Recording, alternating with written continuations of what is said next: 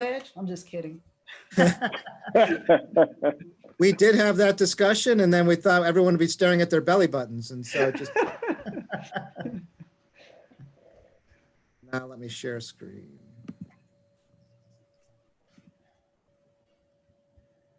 I got to mute that.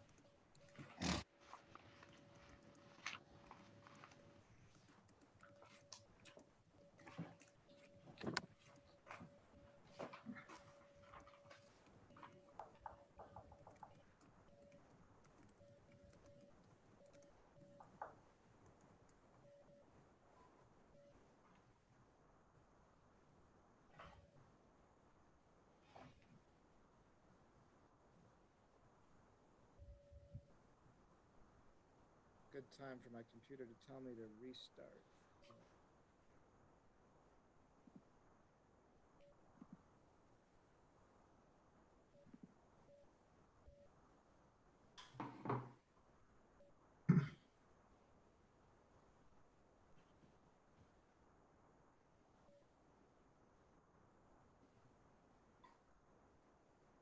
You can, 30 seconds, Mrs. Roy. thank you.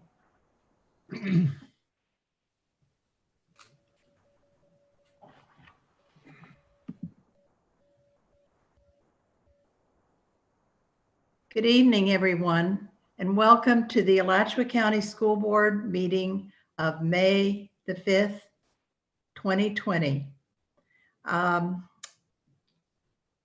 This meeting will come to order. First item is the adoption of the agenda. Is there a motion to adopt the agenda? So move. Been Second. Seconded by Mrs. Hurton. Any discussion on that? Hearing none. All in favor? Aye. Aye. All opposed? Apparently, the motion passes 5-0. And we will go on to Mr. Moore, please, to explain how public comment will be held. Mr. Moore? Thank you, Madam Chair. Just as we did at the last board meeting, there was an opportunity for email comment. We did receive, I believe it was 8 emails sent to the email address in time for the meeting tonight that I'll be reading. They're all related to one action item. People can come live, and we do now have the webcam and microphone set up in the boardroom computer, and Jackie Johnson will be there if anyone does come to speak, and they would then enter the meeting as Jackie. And then finally, we have the phone-in option. There's actually 3 different opportunities to speak tonight. One is there's a public hearing on textbook adoption. And so the number to call for that is 955-7544. And so that is at 6:30 when we get to that topic. There is then also for action items, just like last time, it's 955-7613. And general citizen input for items that are not on the agenda, at the end of the meeting are 955-7544, which is also the number for the public hearing. So again, it's 955-7613 for action items, 955-7544 for citizen input at the end of the meeting. Thank you, Mr. Moore. We're now at superintendent announcements. Mrs. Clark. Thank you, Ms. Roy. Just wanted to take a few moments to update the board and the public of where we are this week and kind of moving forward. First, after doing some surveying of our schools and individual teachers based on the responses we have right now, it looks like right now we're at about a 79% participation rate, or at least the ability to access curriculum remotely, meaning they have a device and internet that they would be able to access that. But I had to dig a little bit further, because when we think about secondary schools, 6 teachers would be reporting on the same student. And what some of our high school principals said is that some students are working remotely with some teachers, but might not be checking in as often with others. And so we wanted to dig a little bit deeper in there. So I did some digging this afternoon and looking at kind of where we are at each of the levels. So for high school, based on the responses, we have 92% of our students working remotely. So doing online learning approximately. About 92%. At the middle school level, it's about 85%. And then at elementary school, it's about 62%. But I want to put a little asterisk by that number, because looking at the surveys, how the teachers were responded, we do have quite a few teachers at the primary level who themselves have chosen to do packets only, many at K1 and 2. So whether that's because of maybe primary children and screen time, or based on their, what they knew of their class makeup. We've got about 83 elementary teachers who are doing solely packets. So parents are coming to pick up packets, or packets are being delivered to the children. So if you factor that in, where even if the child had access, the teacher is using a in-print platform, that obviously would kind of change those numbers on the elementary distance learning, so right now they might be capable of doing it at home, but the teacher is not engaging in that particular platform. So just wanted to put that out there. We did have some teachers that did not respond, so this is not necessarily complete, but we had about 22,000 students accounted for, so close to 2/3. So that gives us a pretty decent response rate. One thing I did ask specifically of the principals, because this is a data point that changes daily. Looking at the number of students that we have just not been able to reach at all, no contact whatsoever, despite phone calls, emails. I mean, in some cases, the resource officers have plugged in to try to do home visits to locate families. So I just sent an email late this afternoon to see if I could get an update from schools. And so with about half the schools responding in a very short period of time, half of the schools, and it was a nice mix of larger schools and smaller schools, with those 20 schools, there were 65 students that had not been reached. So I anticipate I'll have the rest of the schools weighing in on that through the night and into tomorrow. So we'll have a more complete number tomorrow. But with half the schools reporting, we still have some. And in some cases, the principals have been told they have moved away. They've moved to go live with family elsewhere. We have some high school students that are unaccompanied youth at this point. So there has not been parental contact. It's been solely with the student because they're unaccompanied. But wanted to just provide a little bit of that data. Ideally, I would like to have all of that information, and sometimes those numbers don't give the information we'd really like, because I had a meeting with the principal today that talked about, we had a child that was on a computer, and the parent said, we just want a packet instead. My child does better with packets. So even though they have the ability to do it, they wanted to work per paper packet. So I'm sure there's a lot of unique details that aren't necessarily captured in a survey that a teacher enters into Skyward, but that gives us kind of a general overview for right now. Of course, those numbers can change daily, but that gives us an idea of where we are right now as to our students who are working remotely. To date, we've issued 3,571 laptops. We still have devices available. I made arrangements for 3 more devices to go out today, and I know the schools are doing that as well, but just at least from my office. So that number continues to increase daily, although it has slowed down quite a bit, but we still have devices available for families. And our school bus Wi-Fi, we're able to track the usage on that. We have had 934 unique devices utilize our Wi-Fi, and that can be for any number of things. And we're able to kind of track kind of where some of that data is going. but we're averaging about 221 accesses per day. So that gives you kind of an idea of how that's being utilized right now. So we continue to look at that to see if there's, ways to make adjustments there. But that's 934 devices that have accessed that since we rolled the buses out. As we released today, we've had to make, some tough decisions here recently, but that we have canceled Camp Crystal and the summer EDP for this upcoming summer.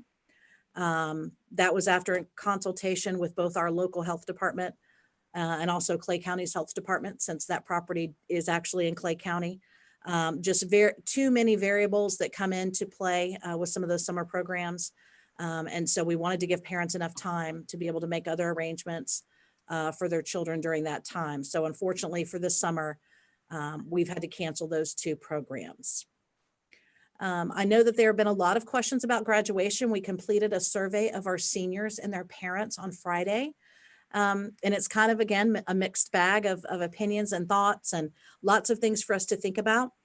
We've been in very close communication with the University of Florida for both the Performing Arts Center as well as Exact Tech Arena. At this time, they cannot guarantee us any dates. They could certainly pencil us in for some dates, as they have done for their own graduation. University of Florida has tentatively rescheduled theirs, but depending on guidelines at that point and what the University of Florida is willing to do, they cannot guarantee dates for us in July at this time. So we've got staff now working on another option. We've got staff going out to all of our venues because capacity is one thing, but how we social distance in an outdoor venue is very different. And what would that look like? And so they are going to be measuring capacity as we would be appropriately socially distanced for both the graduates and families to see what kind of room we have there. Surrounding counties, many of them are having, and they do have in a non COVID year, have their graduation ceremonies, so at their own football fields and whatnot. But we're working on that right now. Ideally, if UF could confirm something with us and guarantee it, that would be great. But since they cannot do that, we are moving on to Plan B, which a couple of years ago when Exact Tech was undergoing renovations, we had our graduations at some of our schools' fields. And so that's not unheard of. So we're able to go back to those contractors and do what we need to do.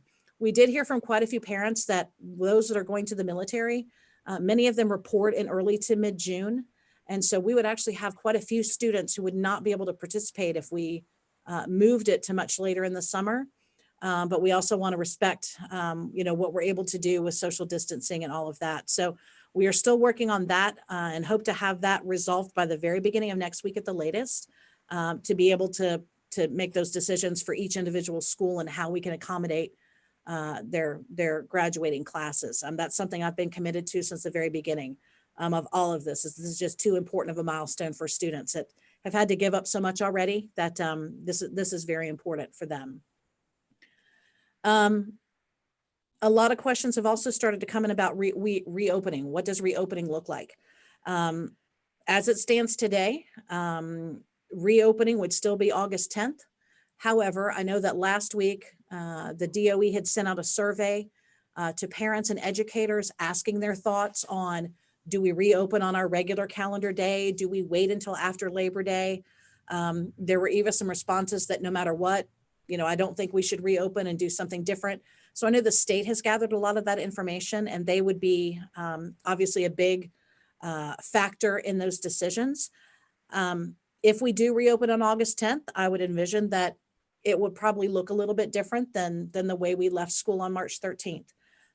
We don't know what that would look like. Obviously, we would have to work with whatever CDC guidelines are in place at that time. DOE recommendations, the Superintendent's Association has put forth some recommendations that they have provided to the governor's reopening task force in way of funding and what some of those options would look like if we have to have still some social distancing at that time. Does that mean we're taking every child's temperature when they come to school every day? Does that mean everyone's wearing masks every day? There's a lot that's going to go into that. But we also know no matter what, that if we reopen and no matter what the precautions are that are taken and what changes there are, There are going to be parents who do not want their children to come back to a brick and mortar school right now. They're just not comfortable with that. And we understand that. So there will be virtual options available. We have virtual options available anyway, but we are going to provide further information to our parents on that. So if they want to go ahead and make that decision now, they would be able to do so. But we will have that available for families that want to go ahead and pursue that option instead. Because we know that there's all types of comfort levels right now with reopening and venturing out into different places. And so we want to make sure we've got multiple options available for our families to meet their needs. We are putting together a district task force as part of this, with looking at, classrooms, school, operations, bus, food service, all of those things will be a Okay. part of this. It's not And just a matter of a Sam, child going back into a classroom. Okay. It will be, obviously, how many children gather in a To cafeteria, admit you. how many children can ride on a school Okay, bus, I'm those gonna types of admit you. I things. So just we're want- already looking at that, Trying to find out who it is. All right. Okay. already trying to look at that, Just make sure to your start video making is some of those off, okay? decisions. I'm gonna turn it off just in case. Jennifer, you're live. Sorry. Okay, no, that's okay. And the last, I just wanted to share some news with the board. Unfortunately, we did have a teacher pass away this week, Ms. Joey Spires, longtime teacher at Howard Bishop Middle School, language arts teacher. She spent about 30 years in the district, most of which was at Howard Bishop, passed away yesterday, unfortunately. And so we wanted to extend our condolences to her family at this time. So with that, Ms. Roy, that's concludes my update. Thank you, Mrs. Clark. We are at the consent agenda right now, and I'll ask Mrs. Clark to make a recommendation on that. Thank you, Madam Chair. I recommend that the school board approve the consent agenda as described in items 1 through 6. So move. It's been Second. moved by Dr. McNeely, seconded by, was that Mr. Hyatt? Yes. Oh, thank you. Mr. Hyatt, is there any discussion on the consent agenda? I have two quick questions. This is Ms. Surton. Sure. Superintendent Clark, would you tell me, I got a question about the interdistrict agreement with eSchool. Is that the district's equivalent of Florida Virtual, where we keep the students in-house and they do classes online? Mhm. That's my first question. Yes, ma'am, that is correct. That is our virtual option. The part of that requirement is that we have to have multiple options. And so if other districts want to utilize our curriculum, or we want to utilize the other districts, we have to have multiple choices. I believe Mr. Stephenson's on the line, our principal at eSchool. Ed, could you weigh in on that? Yes, ma'am. Yes, Superintendent Clark. Hello, board members. Yes, basically what happens is in the state, districts that are at least 15,000 or more in student population have to have at least 3 virtual choices if a student is not in a public setting.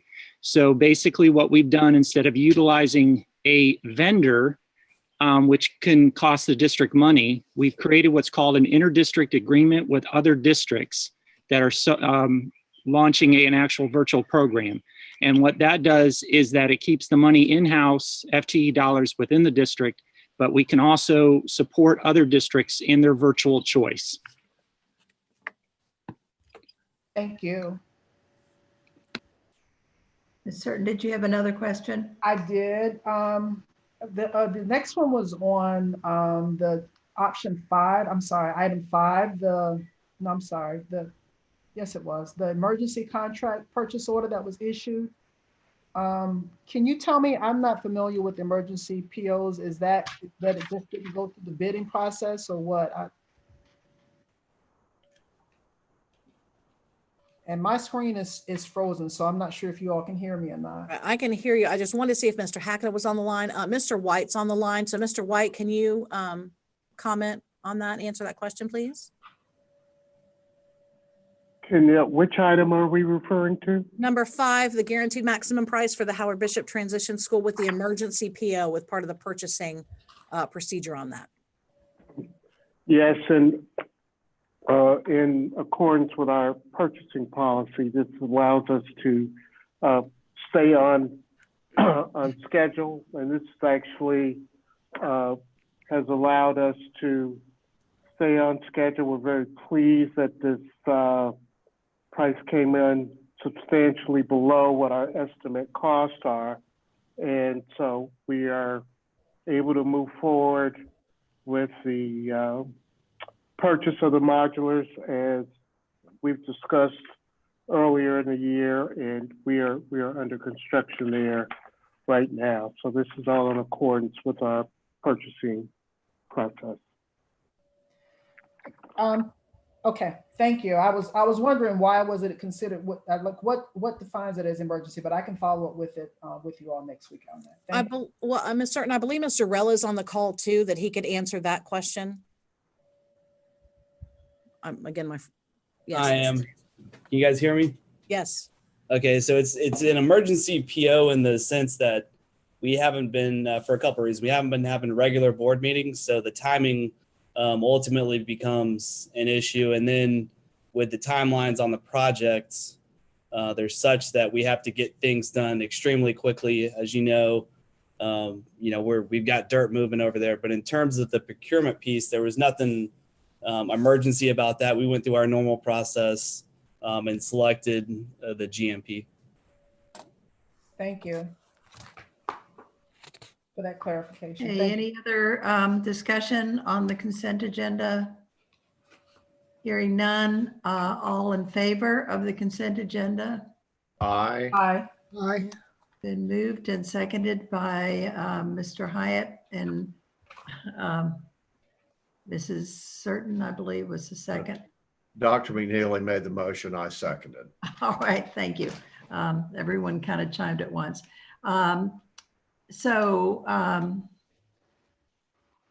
Anybody opposed? Hearing none, all in favor then have passed it, and the result is 5-0. We are now at the action items. The citizens can comment on these first after it is read. So the first action item is the adoption of the instructional job description for a physical therapist. Mr. Moore? Thank you, Madam Chair. This is the one that we tried to bring 2 weeks ago, but we hadn't run the right ad. This will create the job description of a physical therapist, which is a position we used to have with the district, but we had so much trouble filling it in-house that we eventually just dropped it. But we would like to try again rather than have to keep contracting out for the services. So with that knowledge, the superintendent recommends that the board approve the proposed amendments to instructional job description physical therapist as presented for advertising. So moved. Been moved by Dr. Paulson, Second by Certain. seconded by Ms. Certain. All in favor? Aye. Aye. Aye. Opposed? And the motion passes 5-0. Thank you.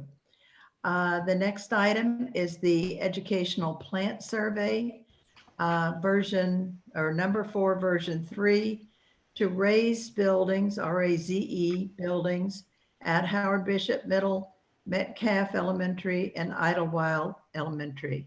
Mr. White? Thank you, Madam Chair. This item is consistent with the DOE requirements for the Gastaldi process, as is indicated in the item. Superintendent recommends that the school board approve the spot survey number 4, version 3, for submittal to DOE for review and approval. Thank you, Mr. White. Is there a motion to approve? So moved. Ms. Certain is moved to approve. Seconded by whom? Dr. Paulson. Dr. Paulson. Thank you. Any discussion on that? All in favor? Aye. And opposed? And the motion passes 5-0. And Madam Chair, before we start number 3, it's 6:22. Oh, good. Um, Thank you for We do reminding. have the public hearing at 6:30. So, we do have at least 8 emails for the next action item. So we might want to get started, and then since it's probably going to be me reading those emails, I'll try and keep track of the time so that we can switch over to the public hearing. And then come back to action item number 3, if that works for you. That's fine. That's great. Thank you. So we will go on to number 3, which is the purchase of real property at 1906 Northwest 143rd Street in Newberry. Mr. White again? Thank you, Madam Chair. An offer has been made to purchase real property from Drake Land Holdings LLC in the amount of $3,680,000. The parcel is approximately 37 acres, and as you indicated, is located at 1906 Northwest 143rd Street, Newberry, Florida. The superintendent recommends that the school board approve the purchase of this property and direct staff to assemble any other appropriate documentation for the closing of this purchase. If I may, Madam Chair, given the emails we've received, we do have Mr. Rory Casso, who's with Colliers, our real estate agent, who can speak to the history and answer some of the questions up front, at least from the email. And we also have John Gilreth from DRMP if we need to review the SPAC process, which led us to this property. If you'd like, I could have Mr. Casso go through the process. I think we need a motion and a second first, Paul. Okay. Yeah. Is there a motion to approve? So moved. Been moved by Mr. Hyatt and seconded by Dr. Paul. Dr. Paulson. I need to speak louder. I didn't hear you. I'm sorry. No, it's- And so we are now at the discussion. It's been moved and seconded. We're at the discussion portion. And we have time for maybe Mr. Moore to read a couple of emails, at least one, before the time certain public hearing. We have several that are short that I should be able to get through. Okay. And at this time, unless Jackie Johnson tells us otherwise, I don't believe anyone has come to speak live, and we haven't received a call yet. So the first email comes from Yvonne Hinson, and she writes, please table the purchase of land for $3,600,000 on Northwest 143rd for further study or look for other locations. In these uncertain times, it hardly seems prudent to spend twice as much for land than its appraised value using money the taxpayers gave in addition to you in trust. Thank you, Yvonne Hinson. The next email is from Sunshine Moss. And she writes, hello, I'm writing to share concern about the property purchase vote this evening. A $3.67 million property purchase in the middle of a globally unstable market seems unwise and irresponsible. People across the country are waiting to make real estate purchases to see what the markets will do. Why would our district do any different? Furthermore, the $1.83 million increase in price since the appraisal a little over a year ago seems steep and unfounded. Our property taxes will surely drop as a result of the pandemic, which will lead to an enormous loss of revenue in our public schools that will compromise students and teachers. We simply cannot afford an exorbitant purchase like this at this time. I am wanting to better understand the rationale behind this proposal and the timing of the vote. Please, can you provide some insight? In the meantime, I request this vote be delayed and that a public review of the purchase be conducted before it is put back on the agenda.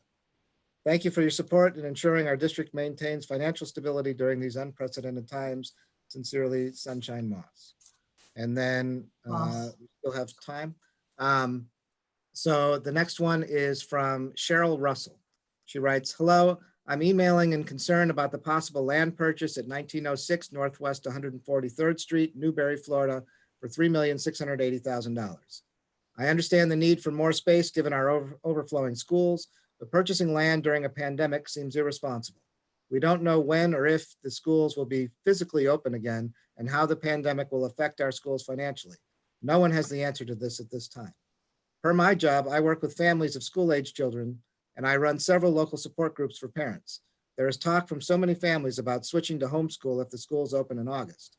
Many families have members that have lost their jobs and may have to move to find work elsewhere. Wouldn't these things have an effect on funding for our county? We have so many school buildings that need repair already. Shouldn't we be taking care of those buildings rather than have more land to care for and money sunk into another building that we can't keep up repairs on too? Thank you for your time and consideration. Kindly, Cheryl Russell. I'm going to skip the next one because it's going to take me more than 3 minutes to read. Okay. Just barely. I got it in about 3 minutes, 15 seconds, so I'm not going to edit that, but I'll read one more before 6:30. And this is from JJ Nateri, who writes, "Good afternoon. I'm writing this letter as an Alachua County resident and taxpayer to express my deep concern with the imminent purchase of a 38-acre parcel, 1906 Northwest 143rd Street, Newberry, Florida, by the Alachua County School Board. This is a considerable expense for the county board to undertake at close to $4 million during these difficult times with a global pandemic still ravaging our communities. There is a high level of uncertainty in regards to how the economy will react in the following months and how the financial fallout of the crisis is going to affect our local government, city, and county budgets. There is absolutely no doubt that there is going to be a pronounced loss of tax revenue for city and county due to bankrupt businesses and never before seen levels of unemployment. How this is going to affect public school budgets remains to be seen, but it seems careless and unwise to engage in a significant purchase like this one at this crucial time. Furthermore, it is very clear that the economic disruption caused by the virus is going to affect land and real estate markets in a pronounced manner, with a very high likelihood of significant price drops in the very near future. It would be truly tragic to commit scarce funds to a purchase that is going to incur insignificant depreciation during the following months, and that, according to public records, has almost doubled in value during the preceding 2 years. In light of these facts, I request that this vote be delayed and that a public review of the purchase be conducted before it is put back on the agenda. Thank you for your support in ensuring our district maintains financial stability during these unprecedented times." And it is now 6:30.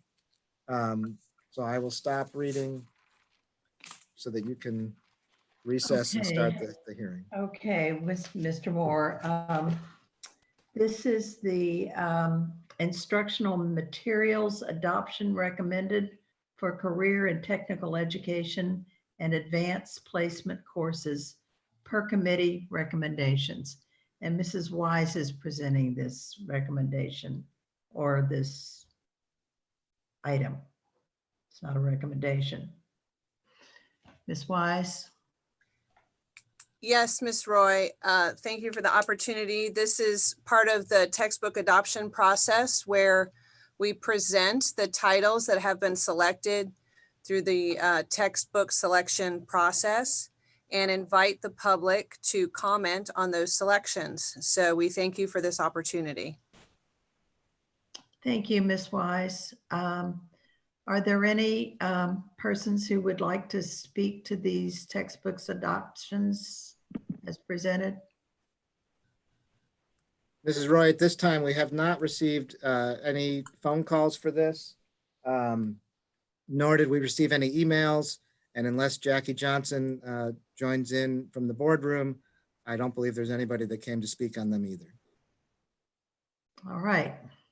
So we will close the public hearing then if there's no, is there any discussion from the board on this? I don't have any.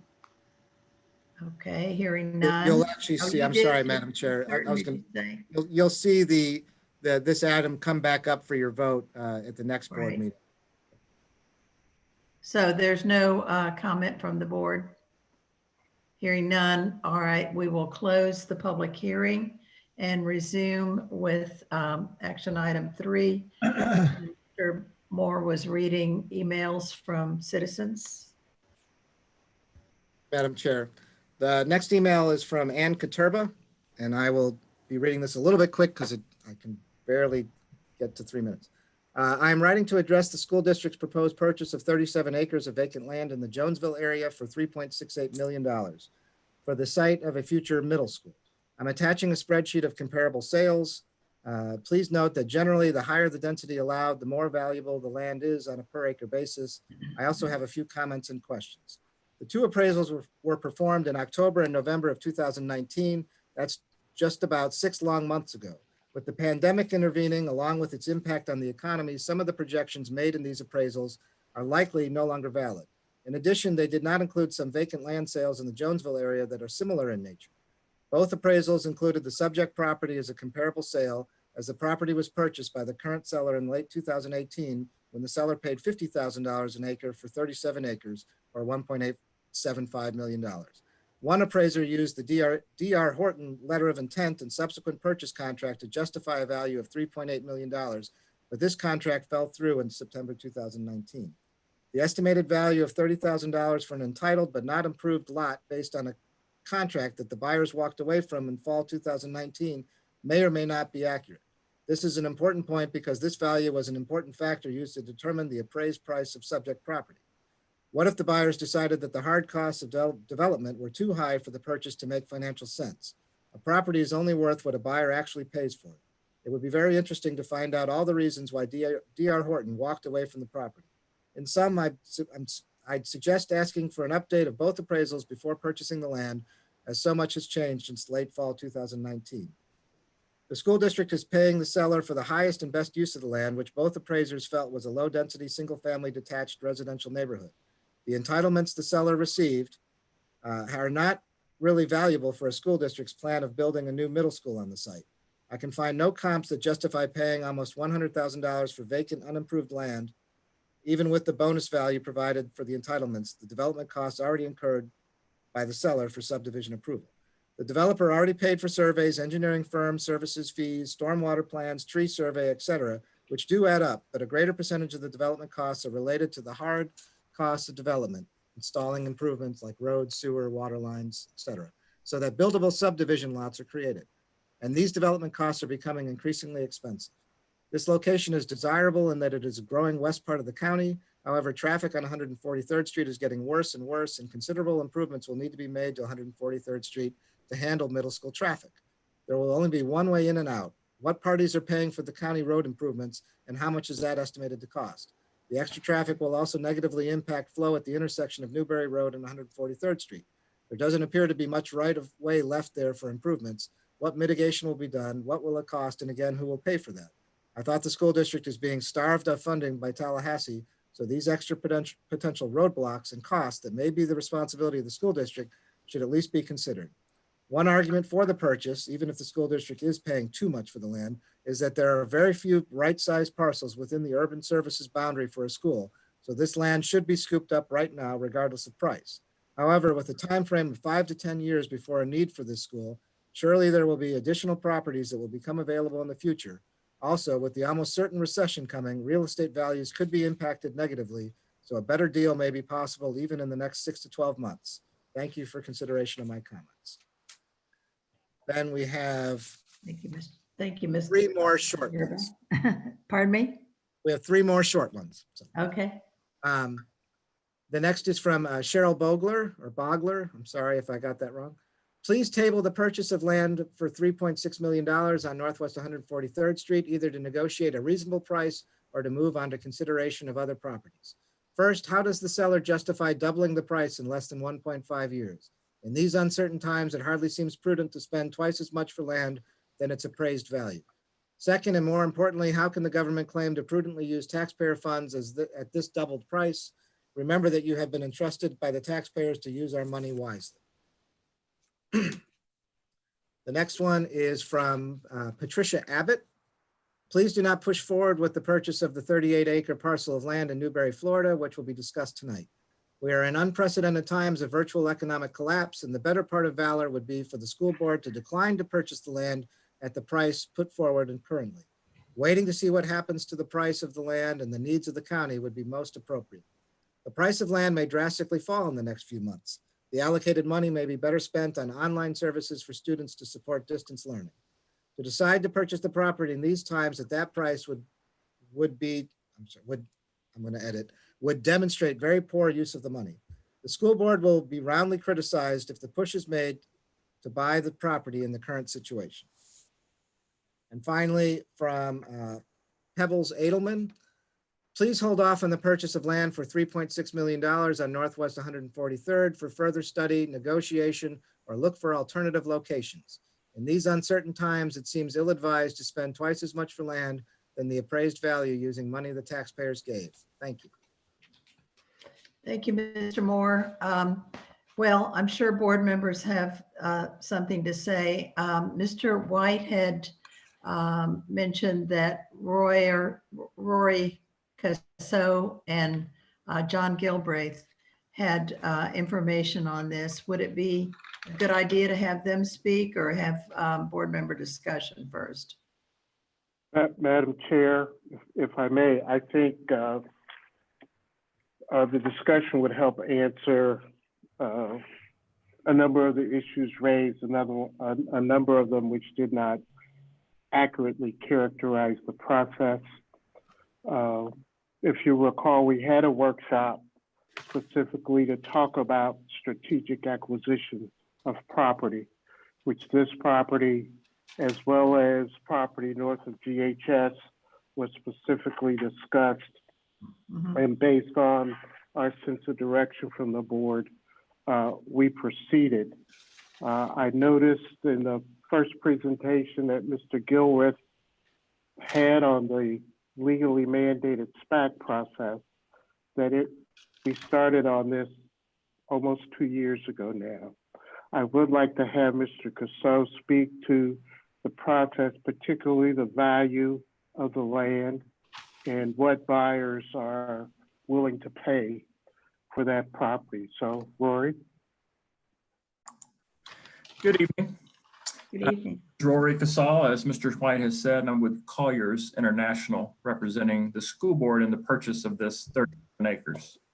Just want to give you a little background. The current owner, the seller of the land, bought this property in about December of 2018.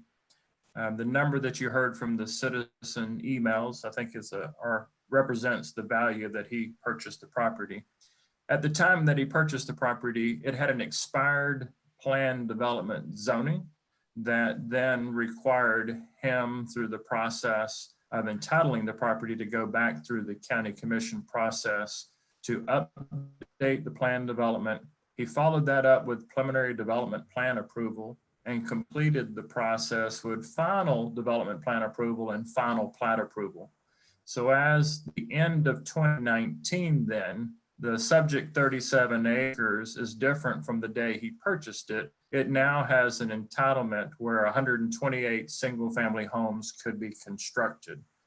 It is also correct in some of the citizen statements that the property was under contract, and the citizens mentioned D.R. Horton, and they're a home builder that's now in our community.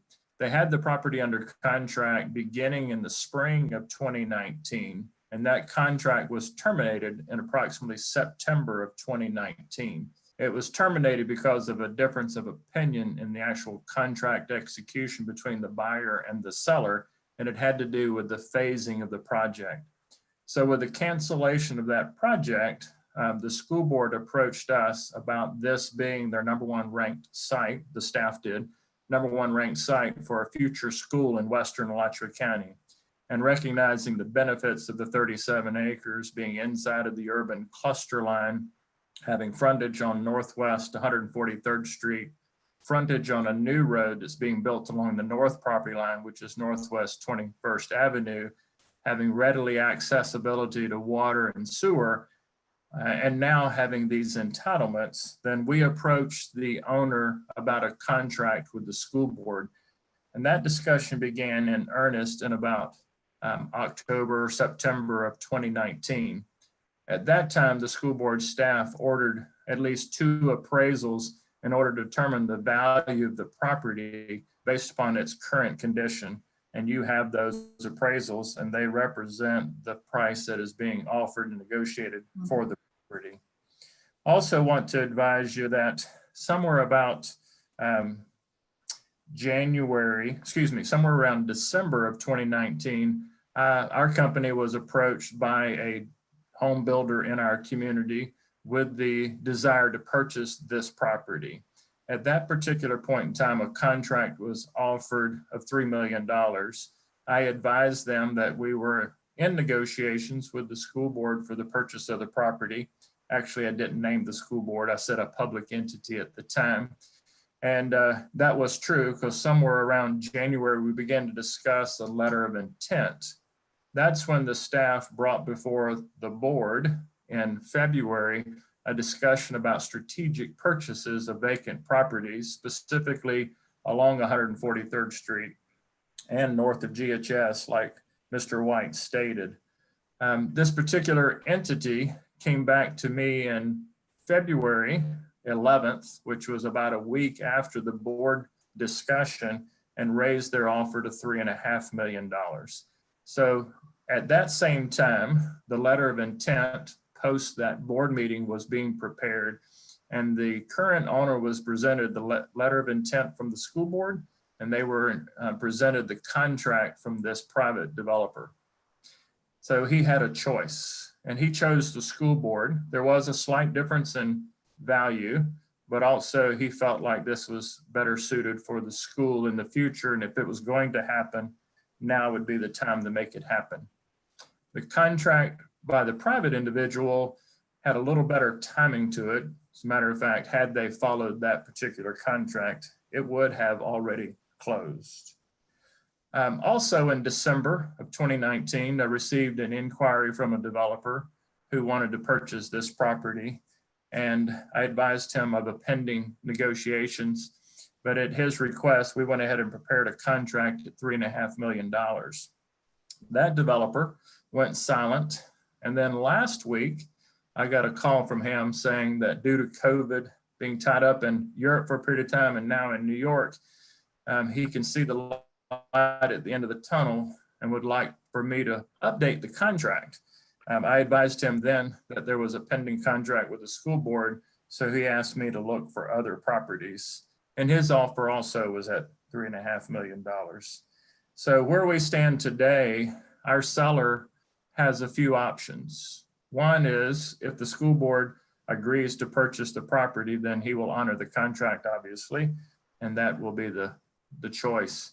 If the school board decides not to build it, then the strategy of what comes next. And while I understand the sentiment of the citizens that have spoken, in this particular location, this seller has options. He can sell to either the two other pending contracts that have been submitted. He could make a choice between them as being his number two choice, or he is a developer and he has shown a little bit of angst about getting started with the development. So he could choose not to sell and to go ahead and develop and build this subdivision as has been approved. I'm very confident he's not going to sit on the sidelines and wait for a period of time. So I tend to think if the school board chooses to pursue this contract, the timing for the opportunity for this 37 acres, while I think the window is closing. Gee. So thank you, Mr. Casso. Any chance he would go from 3,600 to 3,500? I mean, 33,500, 3,500,000 rather than 3,680,000. Well, when the letter of intent was negotiated back in February and March to settle on a price and subsequent contract, there was an initial offer of $3.5 million that was countered, and that's where we ended up at the 3.86. So at this time, I don't think he would want to go backwards. Okay. All right. Shall we hear from Mr. Gilbraith then? Thank you, Mr. Casso.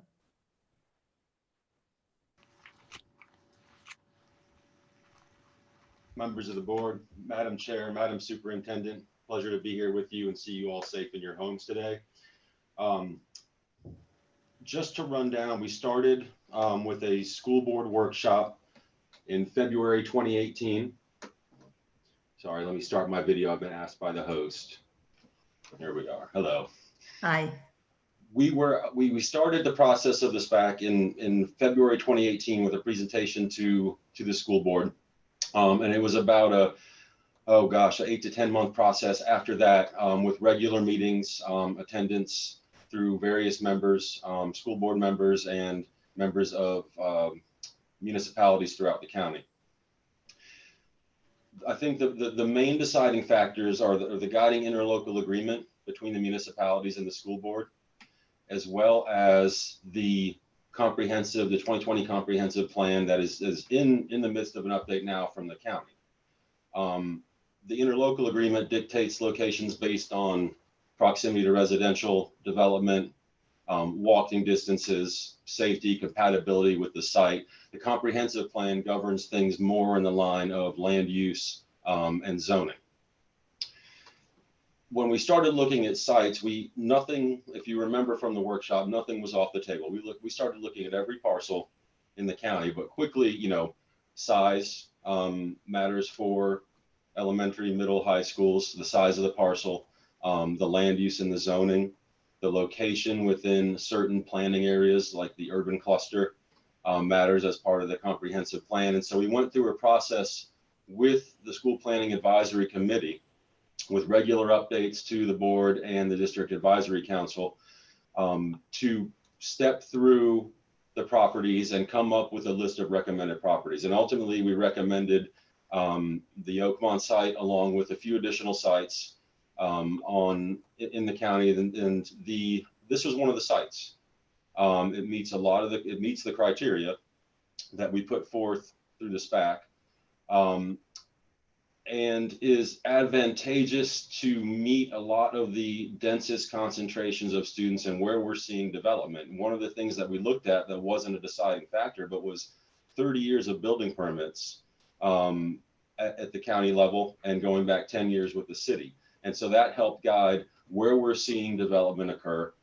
There's additional planning efforts going on with the school district that looks, and with the county looking at vacant land, where we anticipate development and how many additional units we can anticipate in the urban cluster. And that's working in conjunction with Alachua County Growth Management. All in all, this was an 8-month process with regular updates. I can tell you that as we were picking properties, we pick on potential, not on a published MLS list. So we're looking at the criteria and what is most advantageous to the school district, not just by what's put out on real estate listings. So we were finding things that had, finding properties that were very advantageous, met the criteria, but were also in high demand and were essentially flying off the shelves as we were selecting them. To developers and to other public agencies.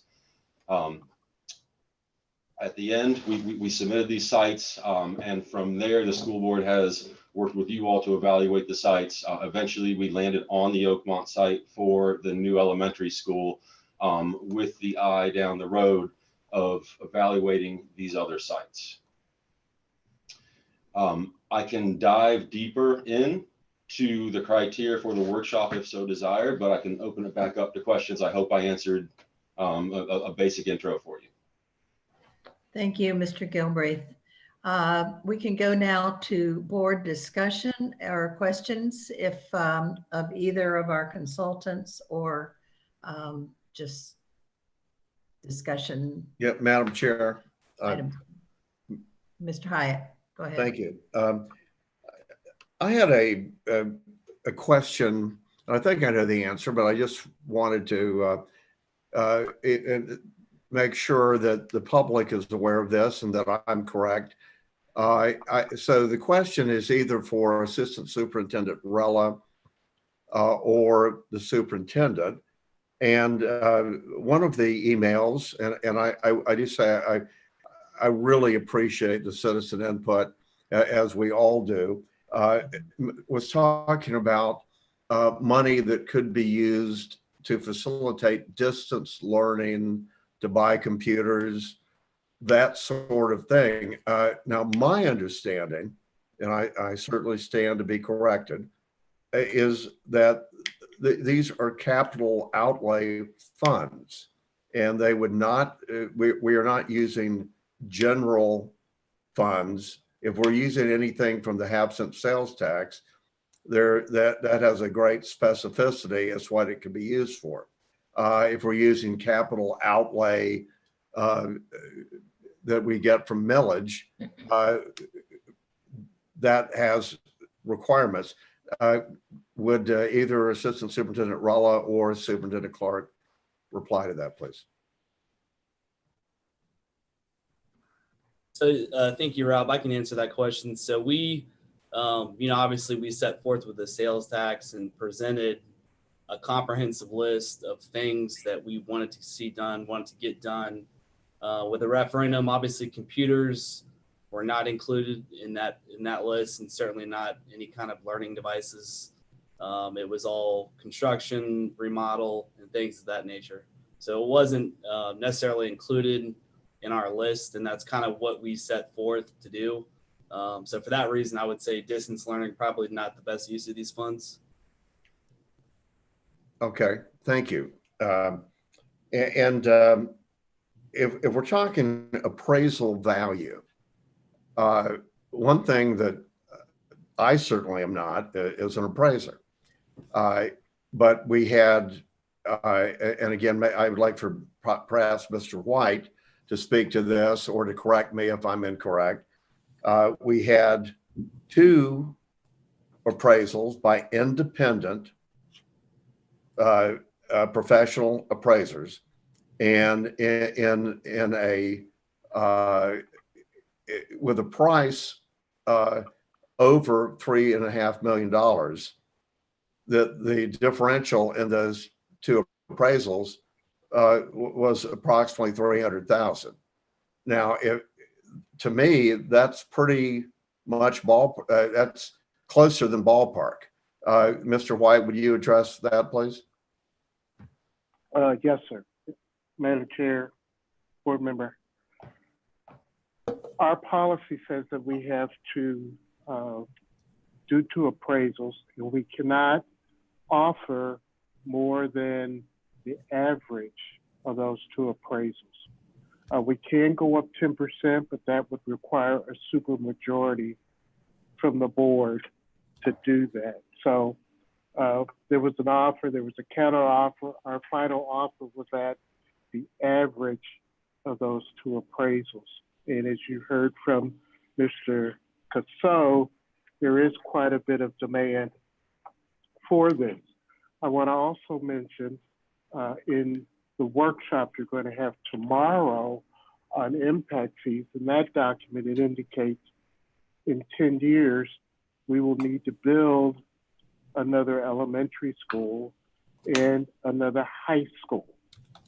So it just happens that in 10 years we will have completed repaying this bond, and the school board at that point will be in a position, because we strategically have acquired the property, to build a new elementary school there, and with a comp plan amendment, build a new high school at Diamond Sports. So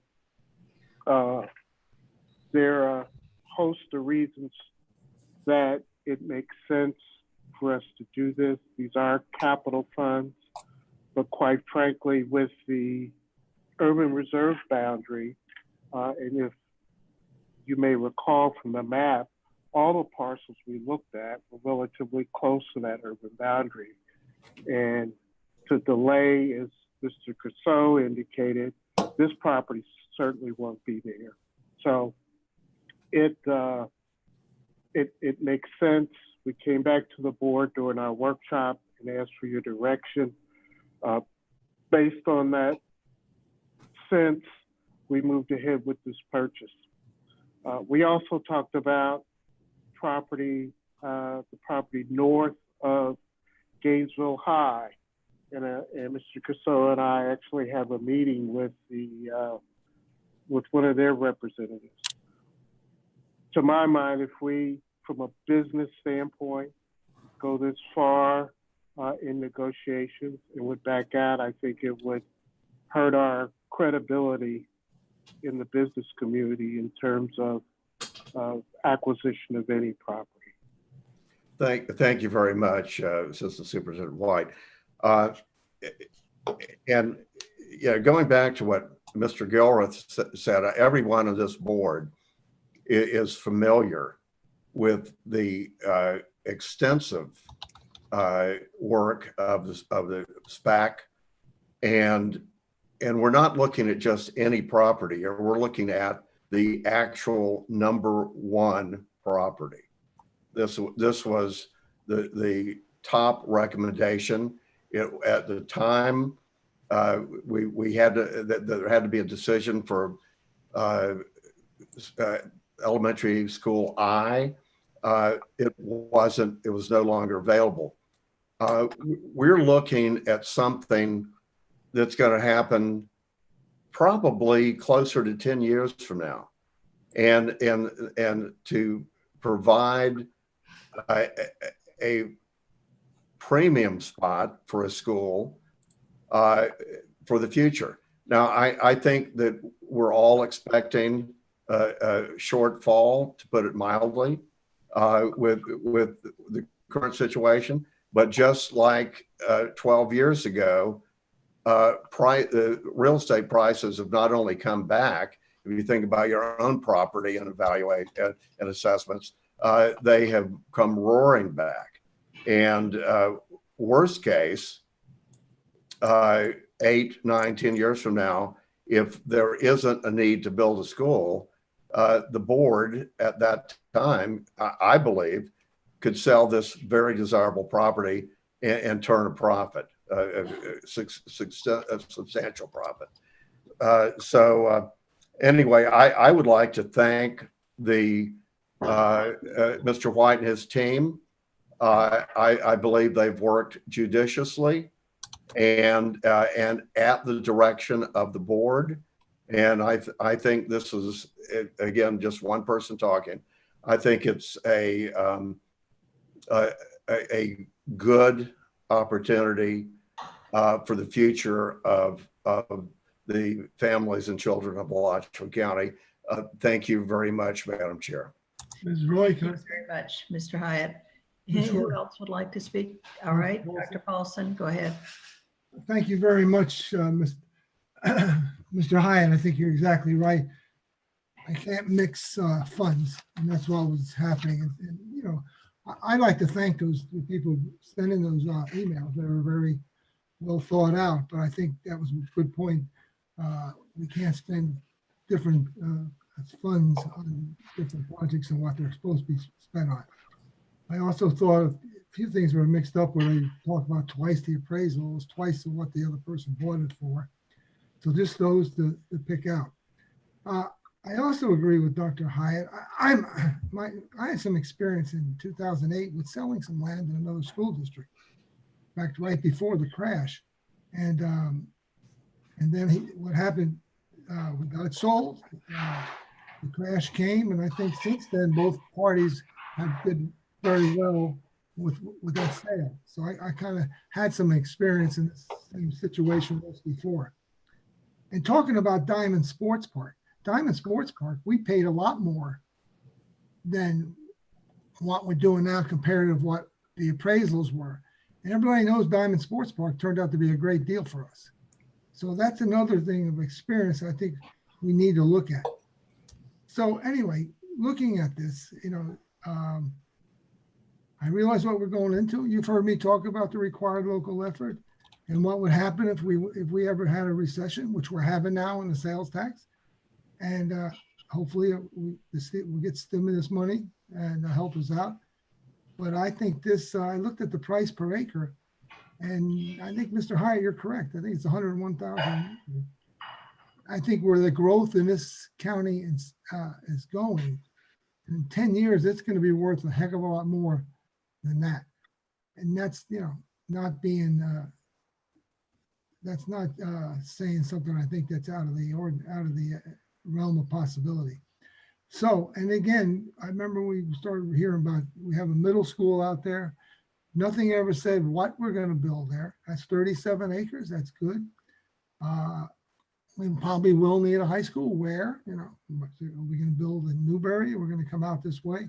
We don't know that, and probably none of us will be on the board when that happens. But I think the growth is going that way. I think to leave this school district in a position where they can have something and to build on, where kids can walk to school. I think that's one thing we wanted. If we're right on, I call it the Farnsworth Road still. If you can, that's gonna be a road where there's gonna be some work on it, probably 4 lanes someday. And it's a growth area. So anyway, I'm trying to see if I forgot anything else I wanted to say. But again, I think some good points, and people are right. We are going into uncharted territory. 2008, we went into uncharted territory. But I think this could be a good buy, and I gave it a lot of thought. And, you know, like I said, I don't think the price, you know, when I see the price being, we have to take an average of those two prices that we had, and we could have gone up 10%, but I think it's right in the middle as it is.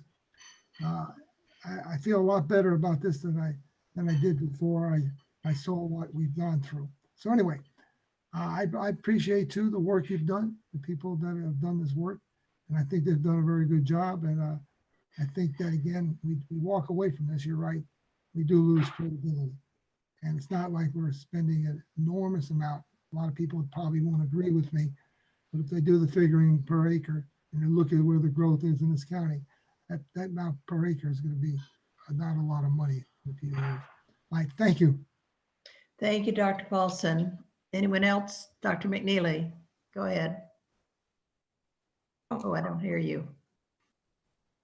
I think I'm on now. Yes. I'd like very much to thank John and his company, DRMP. I served on the SPAC for some weeks when we were looking at value of land and where a possible parcel could be purchased for future sites for schools.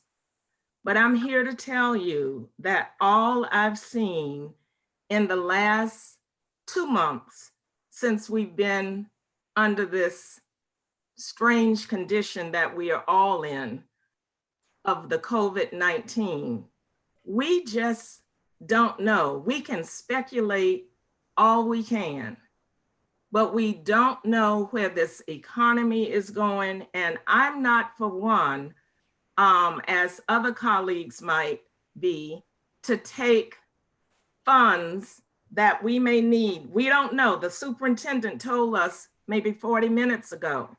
We have not heard from the leadership nationally or statewide as far as what's going to happen. We may need to go not only in general fund, capital fund, every kind of funds to help us get out of this situation that we are in.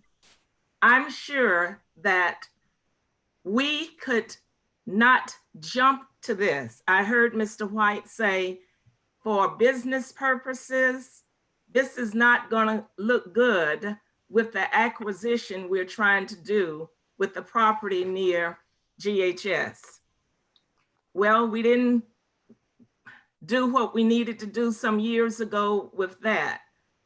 And so we know that we need that piece of property because of the campus being so locked in and can't do anything. But I'm here to tell you that when none of us are still on this board, that hopefully there will be other properties and parcels in our community, especially Western, that we can, or the persons who are handling board policies can purchase. We don't have to jump at this kind of money. I think it's offensive that someone is trying to sell us the same property that was being purchased for much less. I can't get that. And I'm not for one who will say, buy it. Table this, Madam Chair. That would be my recommendation. I know that Mr. White, Ms. Wynn, Mr. Coward, John Gilreath, all of those folk have been spectacular in trying to acquire this property. But unfortunately, we have been taken out of the realm of purchasing when you get into this kind of money. We're still trying to purchase over there on 53rd Avenue as well as on 13th. And I just know that as much growth as we are seeing in the western part of our county, that other properties and parcels will open up. If the developer wants to go with a subdivision, hats off to him. Let him do that. We applaud him for his efforts. You know, if he doesn't want to wait for us, so be it. But that does not close the door on other parcels of property in Alachua County. I'm hoping that the workshop that we have on tomorrow with the impact fees and all, that we will have some latitude and help with that. But the Gators are not playing this fall. And a lot of other things are not going to go on this fall. And we are going to tank fast. Do not put our contingency funds or any other funds in jeopardy at this time to purchase a 3.866 amount that we would have to spend. I cannot go along with the vote for that. I think we are jeopardizing a whole lot of other things, and none of us, even the superintendent, does not know what's going to happen with reopening in August. 9 times out of 10, we won't. That's speculation on my part. I say sit back, take a seat, wait, and let's talk again about possibilities. But do not, please do not purchase this land for the amount of money that they're asking. That's the piece I don't get. I tried to understand from Mr. Rella today, how can we jump on this high priority land that some of my colleagues are calling it, but yet it was offered at a lower rate for someone else. I can't agree with my colleagues on that. Thank you, Madam Dr. Chair. Thank you, Dr. McNeely. Anyone else like to speak? Yes. Ms. Roy, this is Ms. Sarton. Sure. I actually did. I had a question for, I'm not sure if it would be facility staff or the Mr. Casso. How was the process that the appraisals were chosen? I wrote down the timeline, but I was wondering, did that come before the board? Like, you know, when as a resident, when we buy a residential piece of property, the bank, if we're financing it, the bank chooses the appraisers. So I was wondering, how did we choose the appraisers, or who chose them? Madam Chair, there are a number of appraisers in town.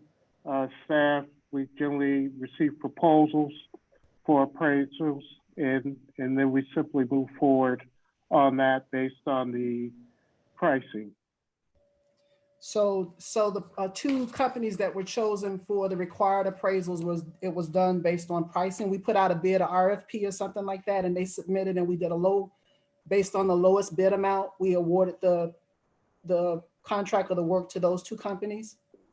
No, ma'am, based on the dollar amount, it doesn't meet the threshold to require bidding. These are professional services, and we do that under that process. But what criteria? Was it just that, is it, we've dealt with them in the past, or are they related to the Collier Group, or are they, I mean, have they done business with the district in the past? Or we just go in the phone book and Mr. Coward chose 2 people? Or, I mean, what, how's that, what's the process? I believe we have done work with these 2 appraisers in the past. Again, we solicit proposals, and based on that and the timeline, we move ahead on that. And again, it's all in accordance with our policies and procedures. Thank you, sir. So I will just, I did have a lot of questions. I asked staff to give me the appraisals after I picked up my agenda packet last week, because I wanted to read how the value was derived. And as some citizens have commented, in reading the appraisals, I had some concern as well.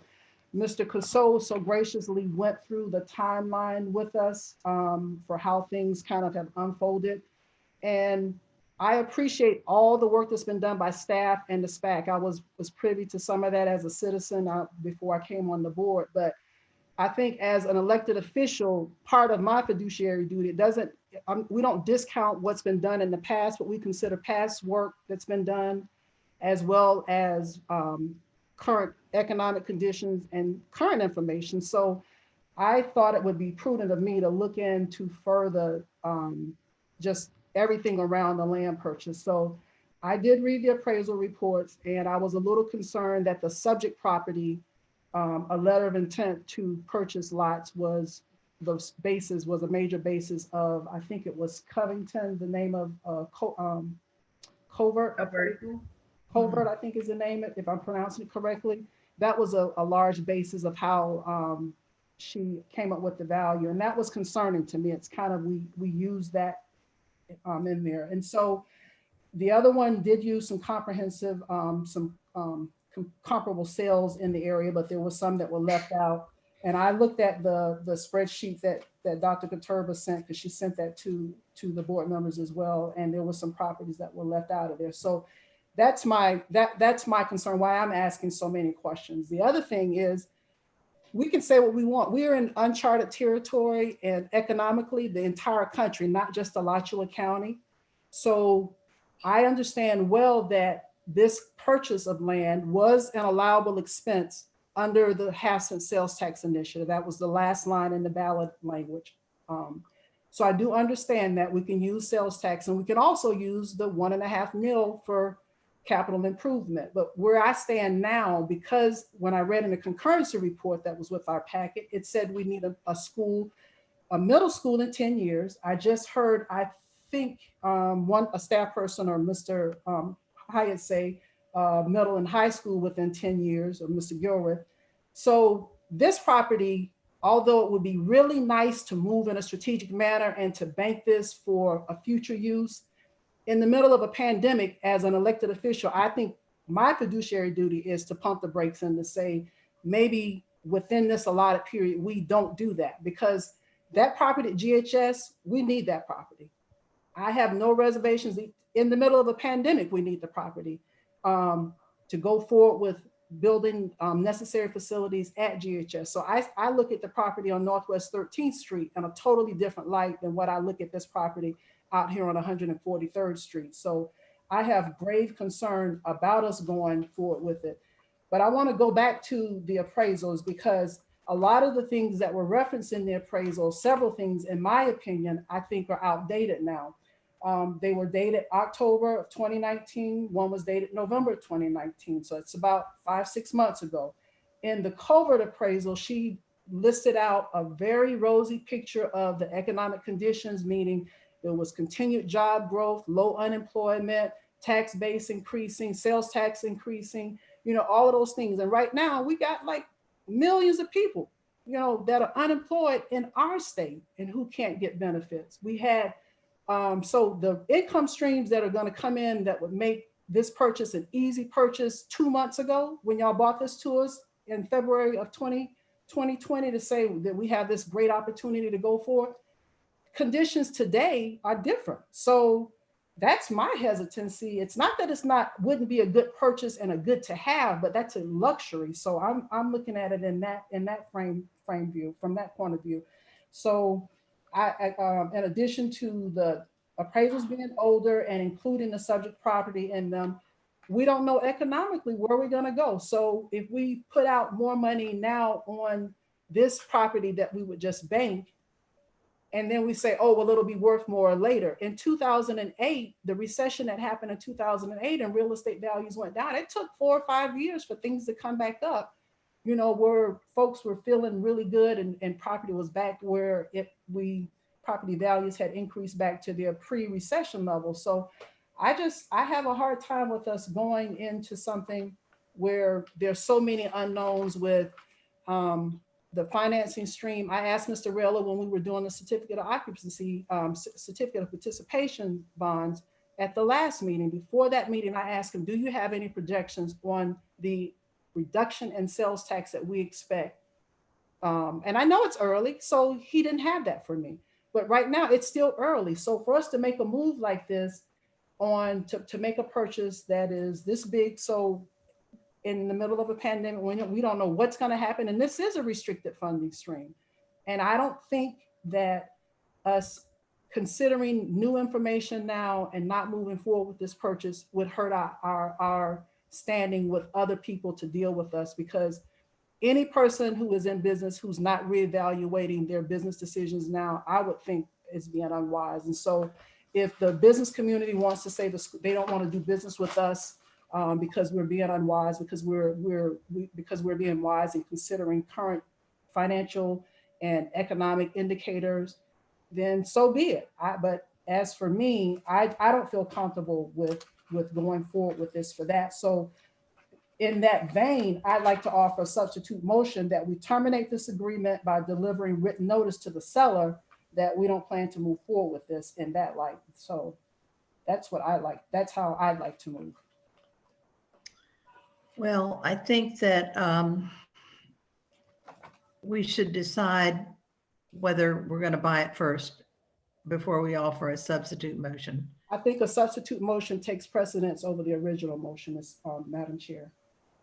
Mr. Delaney, is that correct? Yes, ma'am. Ms. Certain has offered a motion. We need to see if there's a second for it, and then see if there's have a vote on that.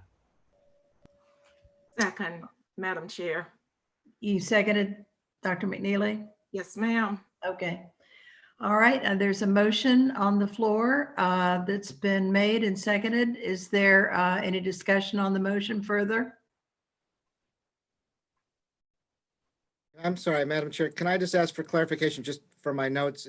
It's a motion to tell the seller that we're terminating the agreement. Correct.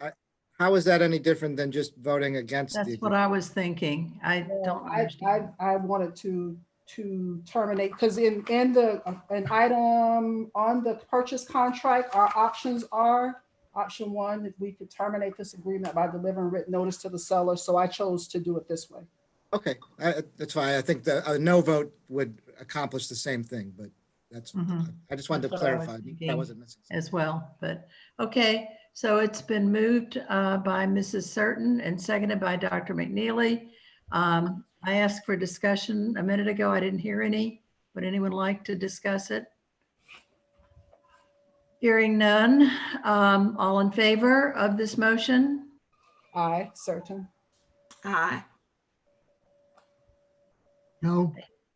I hear two ayes. Opposed to this motion?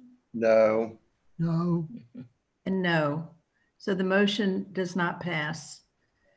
But getting back to discussion of the original motion, we've heard from every board member but me.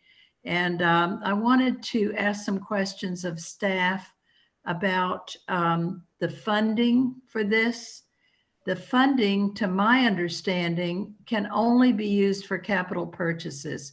It cannot be used for any other purchases, such as distance learning, materials, food, teacher salaries, employee salaries. Nothing can come out of the capital funds except the purchase of property, the purchase of school buses, which are property, and renovation of property. But can someone clear that up for me, please?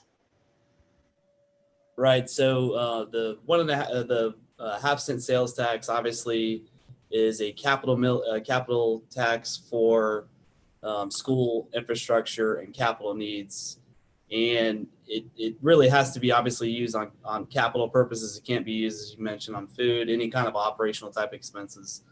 But furthermore, it's really restricted by what we told the public we were going to use it for. So you remember we came up with that comprehensive list. On that list, was all of the construction, remodeling, and of course the land purchases. So it's restricted in capital, but it's further restricted by what we set forth in the public and what we told them we would be using those funds on. I see. Thank you, Mr. Ella. And the other question or comment I had was that it's obvious that if we don't decide tonight, it will be taken by someone else. And the other people do not think that this estimate is out of the ballpark, apparently, because they're offering $3.5 million.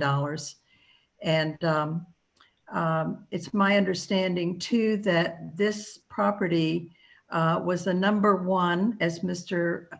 Hyatt said, #1 choice of the School Planning Advisory Council, the SPAC.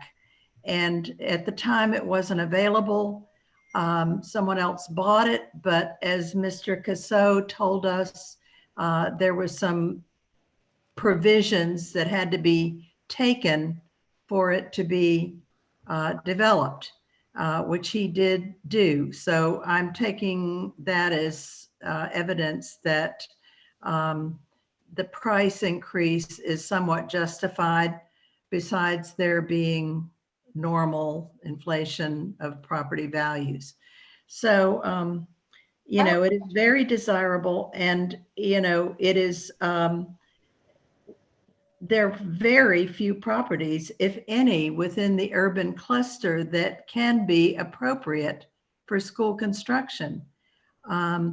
I'm not sure. I did look at the appraisals and the comps given on the appraisals, and I wasn't sure about those addresses of those properties that seem to be less expensive being within the urban cluster. I'm not sure about that, because if they're not within the urban cluster, they're very much more expensive for us to develop and put a school on it. We'd have to provide all the infrastructure that is in or available in the urban cluster. So, you know, as the scarcity of property, I know I read all the emails and I considered carefully what Dr. Katurba said about there possibly being properties made available in the future between now and the time we'd need it. But this is a bird in the hand. It's also my understanding that, and the superintendent can correct me if this is wrong, that our estimates for the renovations and the rebuilding of our schools that are being funded by the half-penny sales tax have a built-in cushion. And I believe that Mr. White said earlier about the swing school at Westwood, came in significantly under what we expected to pay. And I think that's not unusual with these. And I was concerned too. I talked to a number of people about having enough money with our half-penny sales tax, knowing that with the coming recession, we would not have as much money as we planned, whether there would be enough money to accommodate all our plans. And I was told, I believe, that that's the case, that there is enough money to afford this property right now without hurting any of our projects in planning. So, Mr. Rella, could you confirm that, what I just said, or correct me if I'm wrong? Mr. Roy, I can weigh in briefly. When we worked on the timeline for the projects and the types of projects, we were very conservative with what we were going to promise on that project list. So we built in a pretty good sized contingency for years that the tax revenue might not have been as high. And that could have been for any reason. I mean, if the Gators don't play or the Gators are in a losing season, we've seen how tax receipts go down. And so for the scope of work of the projects and the number of projects, we were very conservative. with what we were promising to ensure that we would be able to stretch those dollars to make good on those promises. Now, at the end of the 12 years, if there happens to be some money that was not allocated or we saved money on projects, then there may be other projects, and there will be other projects by that time that certainly could be completed. But I did not want, as a staff and as a district, to overpromise on projects. And then at the end, some schools feeling left out or being left out because they weren't able to get their projects accomplished. So that is correct. We did a very conservative budget and project plan. Yes, ma'am. Thank you. Madam Chair, Yes, Dr. McNeely. had you concluded your comments? Well, for the moment, go ahead. I'd like to ask Mr. White about the properties on 53rd. Are we still not entertaining that?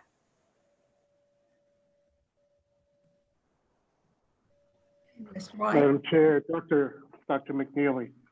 Yes, ma'am, we are. We're still working through some issues there with our due diligence on that property. And we hope we can get that resolved so we can move ahead. But we're still in that process of due diligence and waiting some more information from the seller. I really thought when you called each and every single board member in to talk with you and your team, that was a high priority, but I see you haven't been able to move any further with the seller, and that's unfortunate because here we really need that property for a lot of reasons. And I'm so disappointed. Thank you, Mr. White, for saying that you're doing due diligence and you're still trying to acquire that property. Madam Chair, I do want to offer a second motion. I'm sorry. Okay, go ahead. I'd like to move that we would table the first motion. I think the amendment that colleague Certain said was to stop it, period. I'm asking for a motion or making a motion to table this vote, please. Okay, there's a motion on the floor. To Is there delay the vote, to delay the vote. To table the vote? Or delay it. Okay, is there a second on that motion? I would second it, Certain. Seconded by Mrs. Certain. Any discussion on the motion? Ms. Roy, I would like to say to the attorney, I don't have any other discussion on this, but I've been texted by several citizens that said they called in to speak to this agenda item and they were not brought into the call. So that was separate from the emails. So I think I don't want us to, at some point, I don't want us to ignore the citizens that have been trying to get through to speak to this agenda item. They were told a phone number to call so that they could speak to an agenda item and they haven't gotten in. So okay, all right. Madam well, Chair, I the did phone ask rang for about more. 5 minutes ago. The way we've always done this is citizen input comes first. It's not a back and forth. I read the 8 emails both before and after the public hearing. So that was the time of citizen input. I think we asked Jackie if there was anyone down there and there wasn't. So again, it's never been board practice to do back and forth or have citizen input after the board speaks or in between or waiting. So the phone has rung in the last couple minutes, but we took the position that you had already passed citizen input. Thank you, Mr. Moore. There's a motion on the floor to table and second it. It's been seconded. There apparently is no more discussion. So all in favor of the motion? Aye, Certain. Aye, McNeely. All right. No. No by Dr. Paulson and No. Mr. No. No. And I no from me as well. So the motion fails and we are back to Discussion of the original motion. We have a vote. Call for the vote. Please call for the vote. Thank you. Okay. Who was All that? in favor? Was that a board member or was that a staff member? I believe that was Mr. White. Is So that right? staff can tell the elected officials how to conduct the meeting now? Thank you. Wow. Well, I didn't hear any other discussion. Is there any discussion further? I don't have any further discussion, but I think that was highly inappropriate for staff member to say call for the vote now. Okay. All right. If we don't have any other discussion, all in favor of the motion, please say aye. Aye. Aye. Aye. And opposed? Nays. Aye. Okay, we have 3 in favor and 2 opposed, so the motion passes 3 to 2. Thank you, everyone. So we are now at citizen input. This is a time for citizens to address the board regarding items not on the action item agenda. It is requested that citizens keep their comments to approximately 3 minutes. So we'll go to Mr. Moore for any. Madam Chair, we do have one call. He's been waiting very patiently. And I believe it is Addison Staples. So let me make sure. Mr. Staples, can you hear me? Yes. Okay, you are on. It is citizen input. Thank you for holding. I know you've been on for a long time.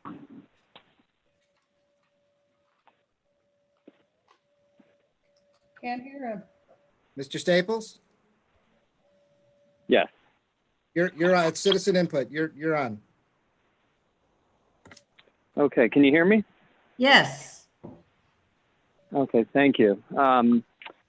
School board members, superintendent, thank you for taking my call. I was just having a public opinion about, my name is Addison Staples, Executive Director of ACES in Motion.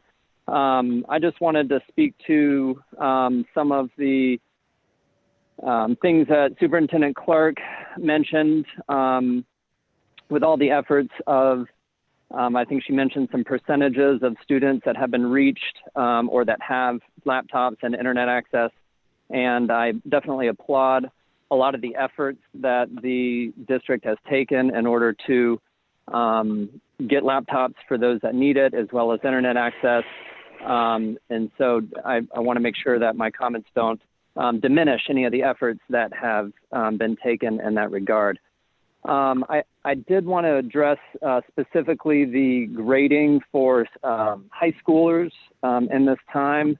While I know a lot of the direction has come from the Florida DOE, I do want to just kind of make aware that make the board aware and make staff aware that while there are a number of efforts being made, and while we don't want to diminish those, I want to make sure that some of the voices that aren't able to be said at meetings like this, that they get into light. And specifically those for older students that have to take care of siblings during this time. And while they may have a laptop, while they may have internet, the challenges that they face are extreme. And I wanted to kind of see if there could be some direction or some feedback on how the subjective policy of grace and compassion is given to students that can't afford the luxury of being able to do schooling at home, even afforded the laptops and the internet access that may be provided to them. There are a number of students within our program, and I know others that have faced this challenge. And as this pandemic has presented its challenges with regard to the grades and everything, the disparities are getting wider And with situations like this not being addressed specifically, I fear that it's going to get even wider. And so I would love to see if there could be some discussion, or at least address this. I know there's an equity director with the school district. I would love for this to be something that, you know, gets taken on. But I do want to make sure that I kind of leave with the thought that it has been said that a nation or institution is judged, its character is judged not on how it treats, it's judged on how it may treat its least or vulnerable. And I want to make sure that we're doing everything in our efforts to address that, and that students who had college plans, who have that dream and vision for their post-secondary education, do not get put even further behind due to this pandemic. Thank you again for all your efforts, and I appreciate your time and your consideration in this. Thank you, Mr. Staples. Mr. Moore, is there anyone else? Yes, Madam Chair, we have another caller.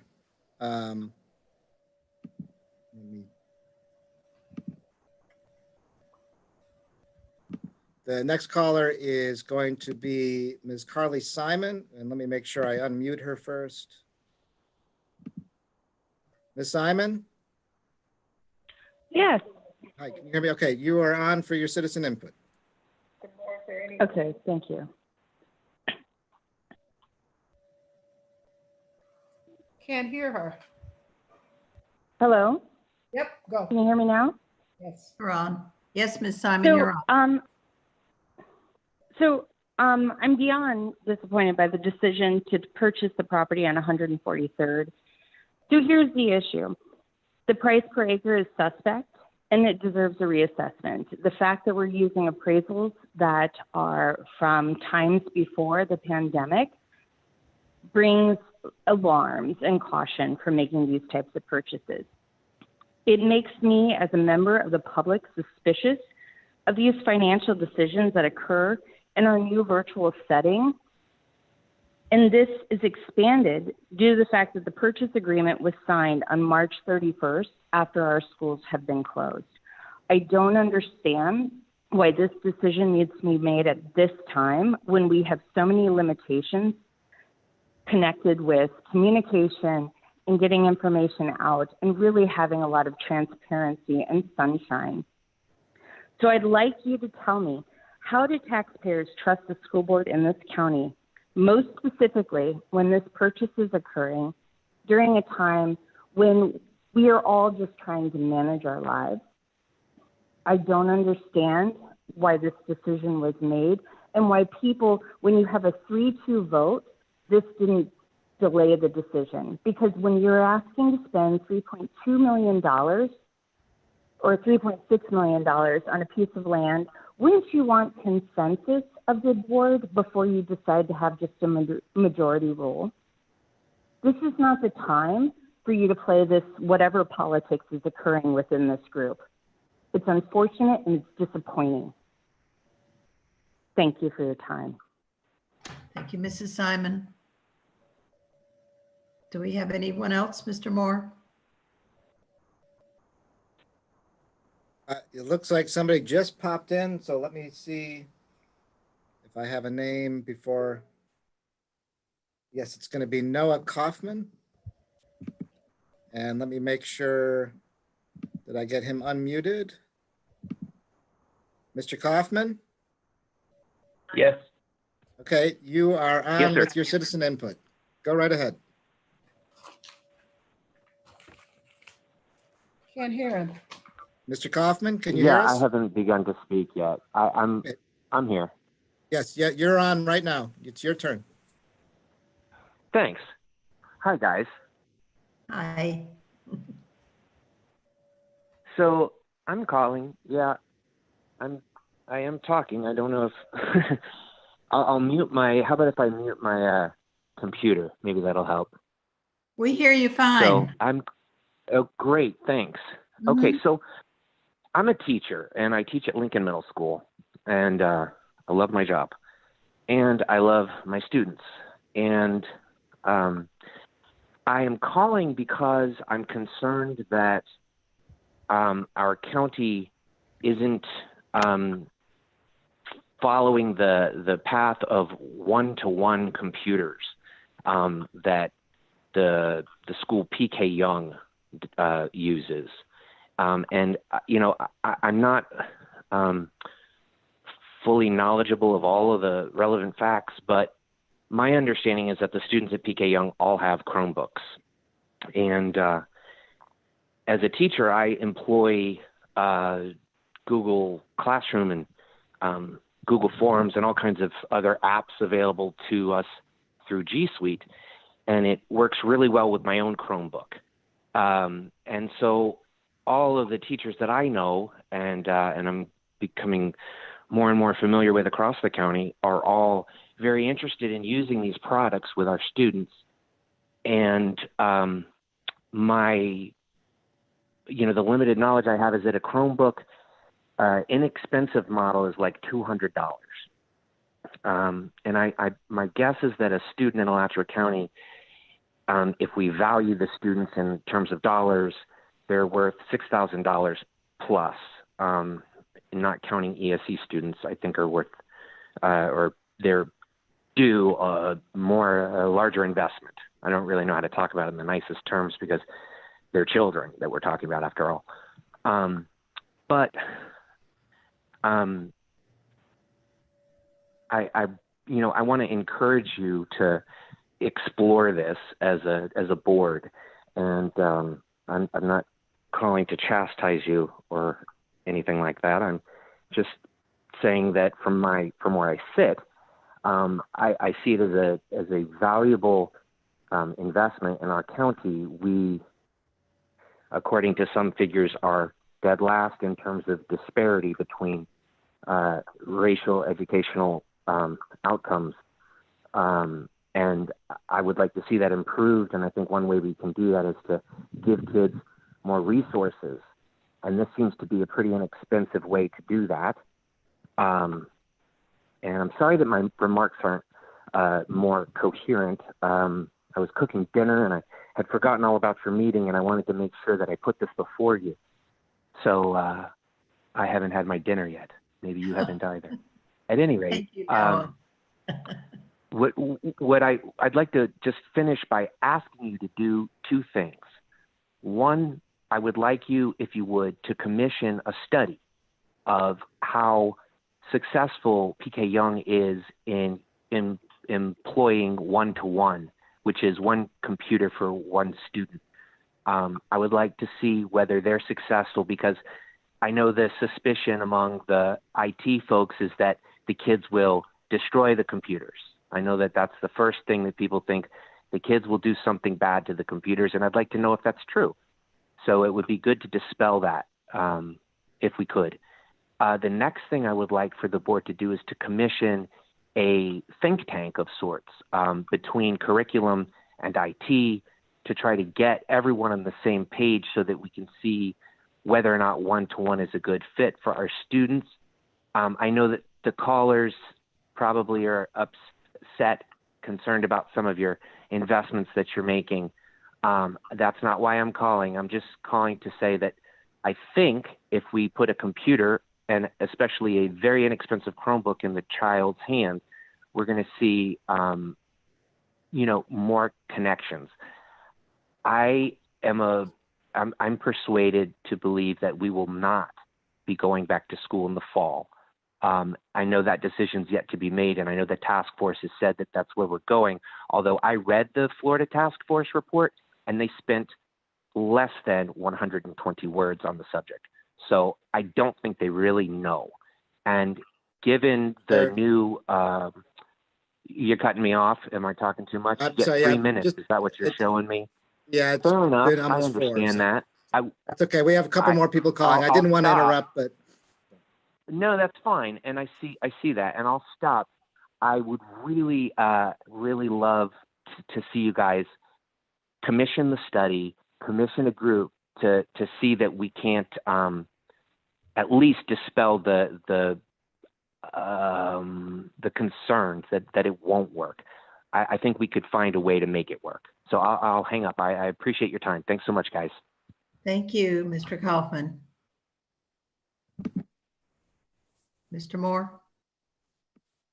Yes, Madam Chair. So the next one, if I get them in the right order, it should be Karen Alford. And let me get her unmuted. Ms. Alford, is that you? Yes, it is. Okay. It is your turn for citizen input. Okay, I know that the vote has passed for the purchase of the property at Northwest 143rd Street. But I did have a follow-up question, and maybe it can be answered at a later time. I just wanted to know, I didn't get from the discussion the current Alachua County property appraiser value. I heard about the appraisal values, but as far as what's on the county tax books for the value of the property that was purchased tonight, the value for 219 tax year, as well as the value for the tax year of 2018. So I would certainly be appreciative if that can be answered. And also to the last comment regarding technology for the students, I'm certainly in agreement that we need to look more closely. I think someone said that there was only one computer allowed per family, but for families with 2 to 4 students, how are we dealing with those shortfalls in technology that might be available for their use, since all the students need to be working pretty much at the same times? And the third comment, I wanted to get clarification. I think I heard that 62% of elementary students were engaged in virtual school, and there's some speculation about the low numbers such as packets and other reasons. But I was wondering when we can expect to get some clarification or additional details on why we're only reporting 62% of elementary schools being engaged. And I can hang up and listen. Thank you, Mrs. Alford.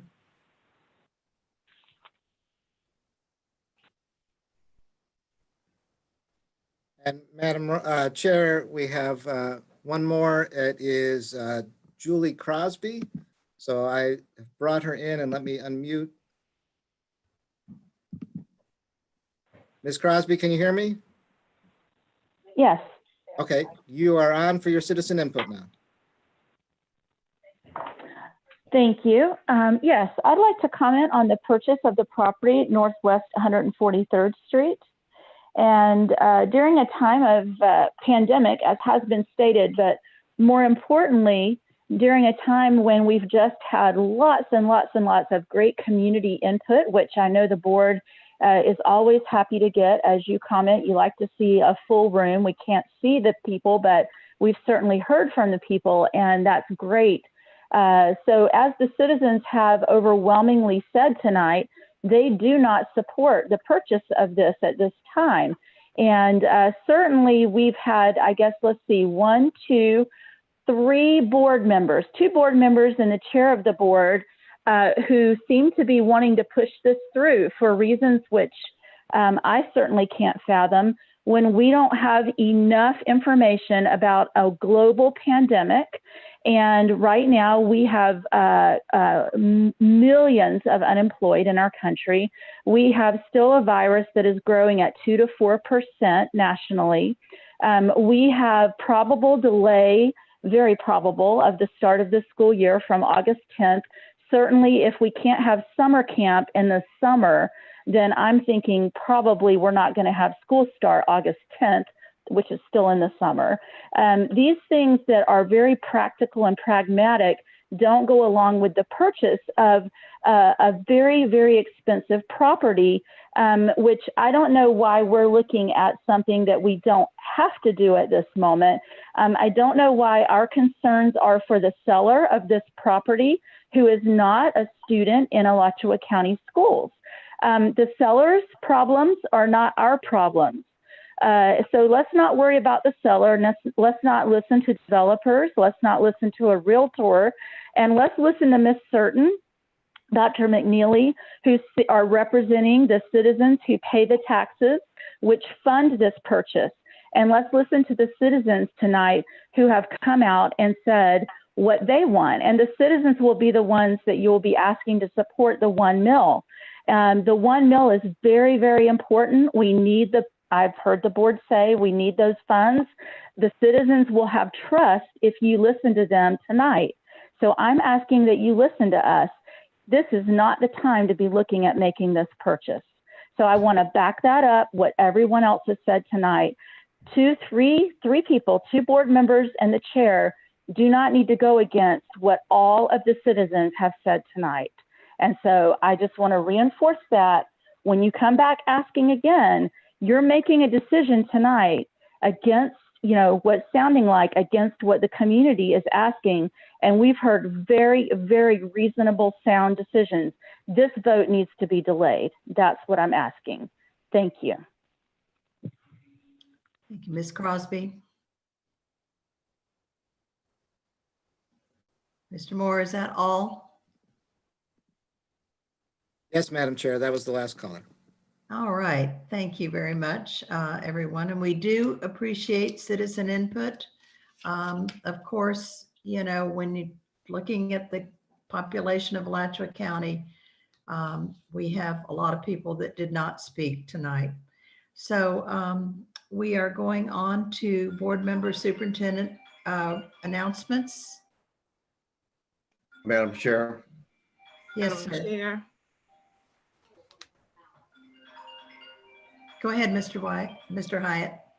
I just wanted to make a couple of comments. One is I think most of we just got this email today from Andrea Messina from FSBA, and I imagine most of us have had a chance to read it. But FSBA has put together I think a very significant recommendation for the governor as far as procedures and requirements that have to be met before school comes back to our classroom, to our physical classrooms. And so I wanted to say that I think that these are good, solid decisions and or recommendations. And as the last thing stated was that it's in flux. So it's not one size fits all, and it might be it most likely will have to be changed as we go ahead. But an emphasis of that recommendation was to underscore the constitutional duty of local school boards, and that the decisions need to be made locally by the elected officials. And so I think that that's a good direction. Also, I wanted to mention that because the Education Foundation fundraiser, Oh to Be a Kid Again, after going for the last 20 years since its inception, is not happening physically at Oh to Be this year, and obviously because of the virus. But there is a chance to donate and support teachers. And so I would encourage everyone who has that opportunity to go to the Education Foundation website and see if that's something you can do to help. And finally, I wanted to mention, and I think in this case I can speak without disagreement on the board, is that this is Teacher Appreciation Week, and we all greatly appreciate your flexibility, your creativity, what you do above and beyond every day when we're in the physical classroom and when we're not. And teachers had to turn around on a dime, as did principals, as did ESPs, as did our county administration. And I just wanted to say that all of us are appreciative and support and honor you as teachers. So thank you very much, Madam Chair. That's all. Thank you, Mr. Hyde. I was hoping someone would say that, and it Madam was said Chair. very, very well.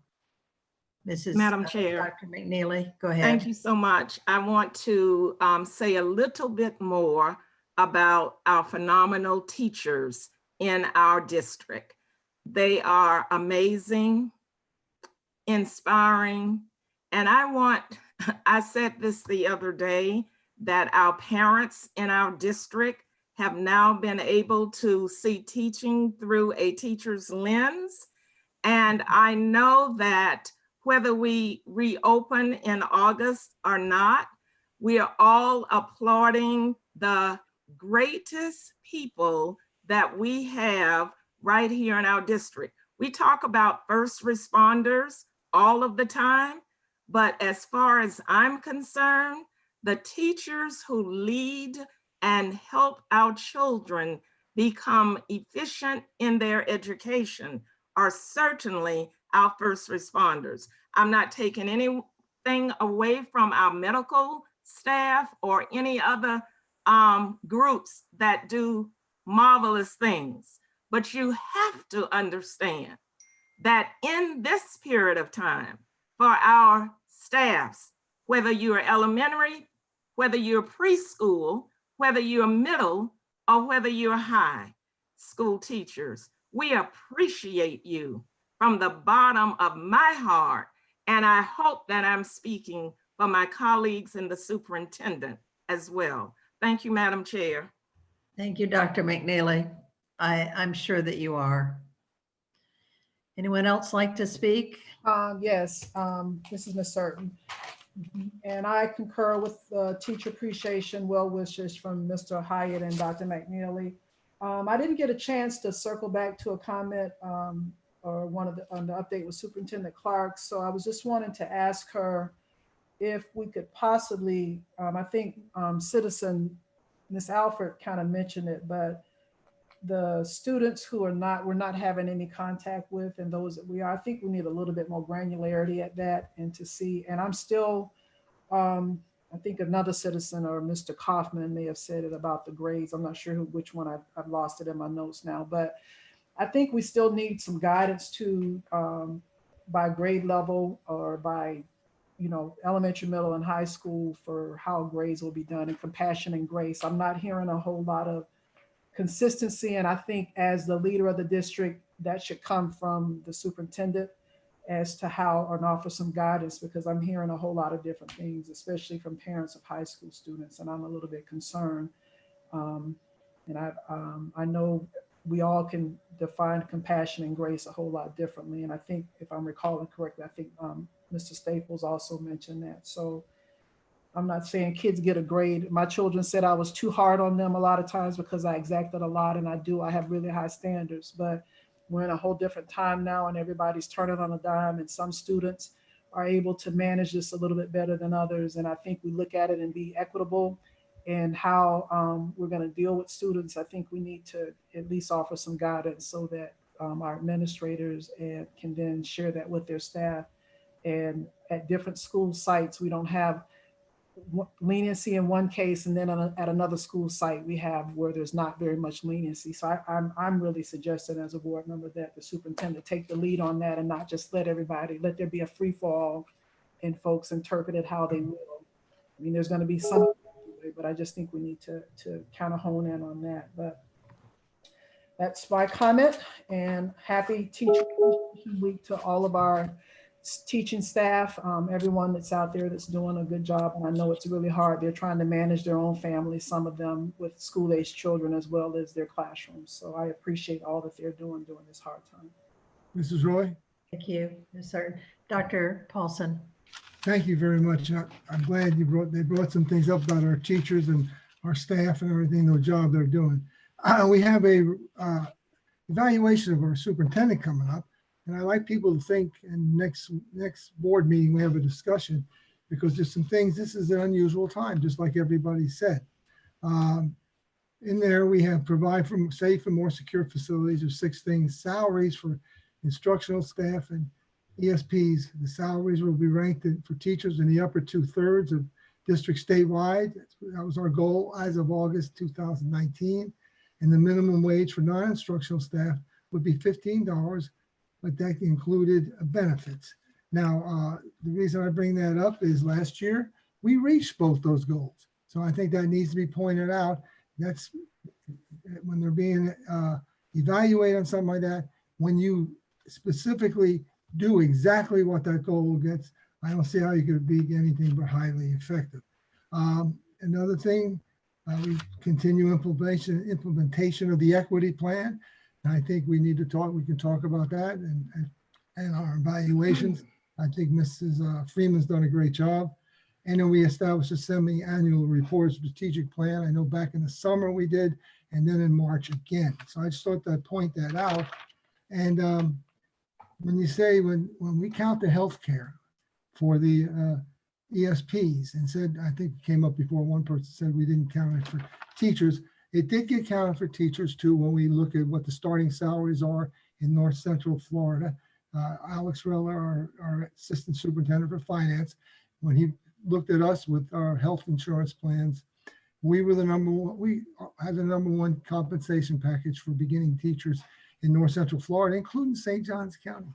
So I think that needs to be pointed out that happened. Just some things you can think about before the next meeting. Our health insurance committee met. We still give 100% to every employee, including anybody who works 4 hours.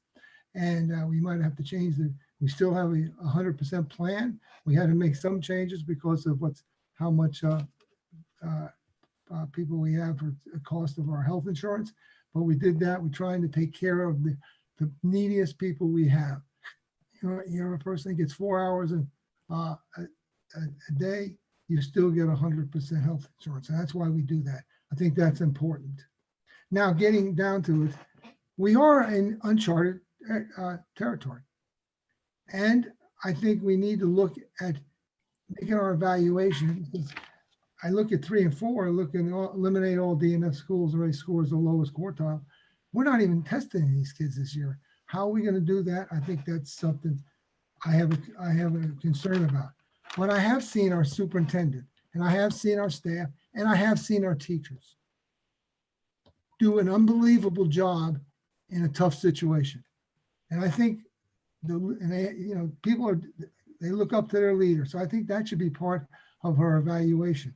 What she has done to have to get the information out to the community, providing services she does, such as the computers, the internet, meals, and the town hall meeting that brought in 5,000 calls, 5,000, and we didn't even get to stream it yet. That wasn't on there. So I think that's something we'd like to see us have. A narrative where we can tell you how good our superintendent is. So I think that's important. I like to say to everybody that's called in, they might not think we listen. I spent a lot of time, as I could tell all the other board members did too. And I think I appreciate the calls. I read those emails. I appreciate those emails. We look at it, but sometimes we have to make decisions that we think are in the best interest of the district. If you don't agree with it, you're not always going to agree on everything. But every time I think all our board members, and I'm saying all 5, when we voted tonight, I appreciate your vote. You got to vote from the heart. I think all 5 people voted from the heart. But, that's this time it came out with a 3-2 vote one way. It could come out the other way another time. So everybody, I think this meeting was a very good meeting. I learned a lot. I learned a lot from the community. I could have stayed here till 11 o'clock if you wanted me to. I thought it was great. And I just wanted to do, I hope we think about how we evaluate our superintendent, because this is an unusual time. And I really don't think the way this evaluation, if it doesn't get changed, is really looking at what's going on here when we lose 1/4 of the year of classroom time. So anyway, thank you again. Thank you, everybody that's called in. Thank you to our staff. Thank you to our teachers. Thank you to our ESPs. You are unbelievable. You are heroes. Heroes. And thank you to our superintendent. I think I've said all I want to say. And I have a question. Thank you, Dr. Paulson. Someone else wants to speak. Was it? I had a question, Ms. Surton. Yes, it was. Since Dr. Paulson brought up the evaluation, I'm wondering how the salary negotiation and that goal, I've been perplexed about that the last time that was on there. How do we attribute that to the superintendent when that's a board approved type thing? Well, you want me to answer it? How do we are judging her on it, and we give her a bad evaluation for that. You're right. That's Now, something we agree can on. I say, can I stop? Can I keep, you asked me a question. And so maybe we should judge ourselves if we don't make it. And I tell you what, if she's going to have that and it's going to be on the evaluation, then that's what she's judged on. So this evaluation, I think we can have different evaluations, but it's on the evaluation. That's why she gets judged on it. And that's why she should get credit for it, because we decided she was going to be judged on it. And so that's my answer to that. Thank you very much. Thank you, Dr. Paulson. Dr. McNeely. Mrs. Roy, I'd like to address the superintendent, not about evaluation, because that's coming up later and we have a lot to say about that. I'd like for her to consider with staff that the forum that we had on last Thursday, the public forum, I think it was needed. We are certainly a part of this great municipality, and we need to have just as much say as the county and the city, and just as much time given back to the citizens. I really want you to consider not just having this one time. We may need for the next couple of weeks, every week. I don't know the cost for it, but since we've got so much money, I think that we should be able to do that and do it well.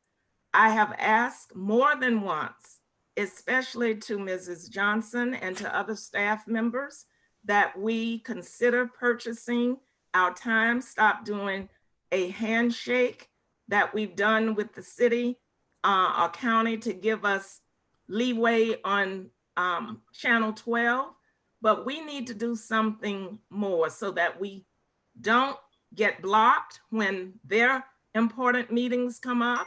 We need to have something just as great. And if it means spending money to do that, I hope we could get at least a 5-0 vote, because I think what we do in this community is just as important.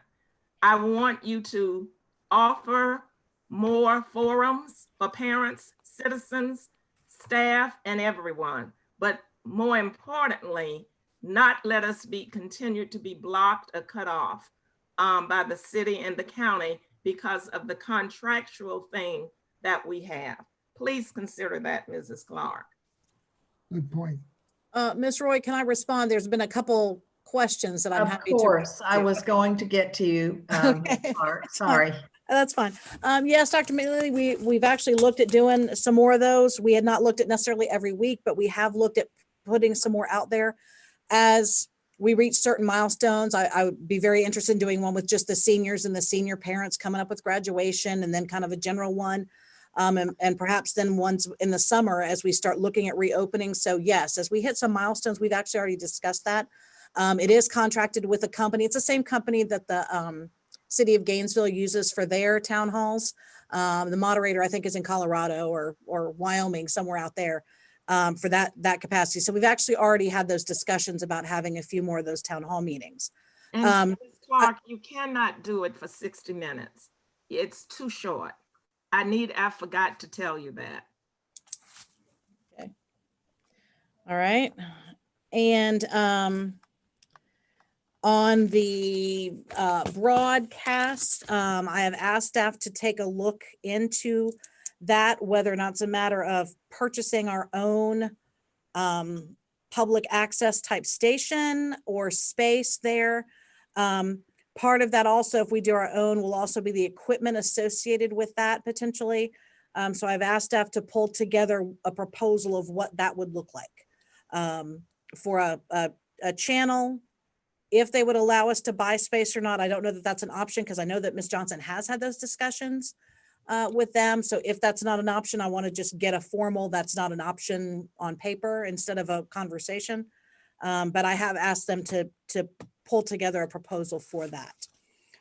Ms. Certain, I believe you asked a question about getting more granular about those that have not been doing that, like that we have not been able to contact, I think was how the question was phrased. When we did some initial surveys as we were relying on the teachers to participate, and then I realized the numbers didn't look right, but I realized you've got every like middle and high school student counted 6 times. So that wasn't working the way we wanted it to get that data. Because it was showing we had over 2,000 students that had not been contacted, and that was not correct. That was not even close, based on what we were hearing from the schools. And so I asked the schools this afternoon to send us an updated count of students they have not been able to reach at all for whatever reason. Exactly half of the schools have responded. So with who responded this afternoon, we had 65 that have not been contacted. That reflects some elementary, middle, and high. And it goes anywhere from 0, like every student at Lake Forest has been contacted and there's been contact made, but at Hidden Oak, there are 8 students that have not had contact made. And then of course, all in between. And that's as of today. That data could change tomorrow. Our GPD officers and ASO have plugged in really well. They haven't been as needed on the front lines as much here lately. So they were able to deploy some back kind of to that's the juvenile relations side to help us with those contacts. That's not the first contact we wanted to make. We didn't want to send an officer for the first contact. So numerous phone calls and emails.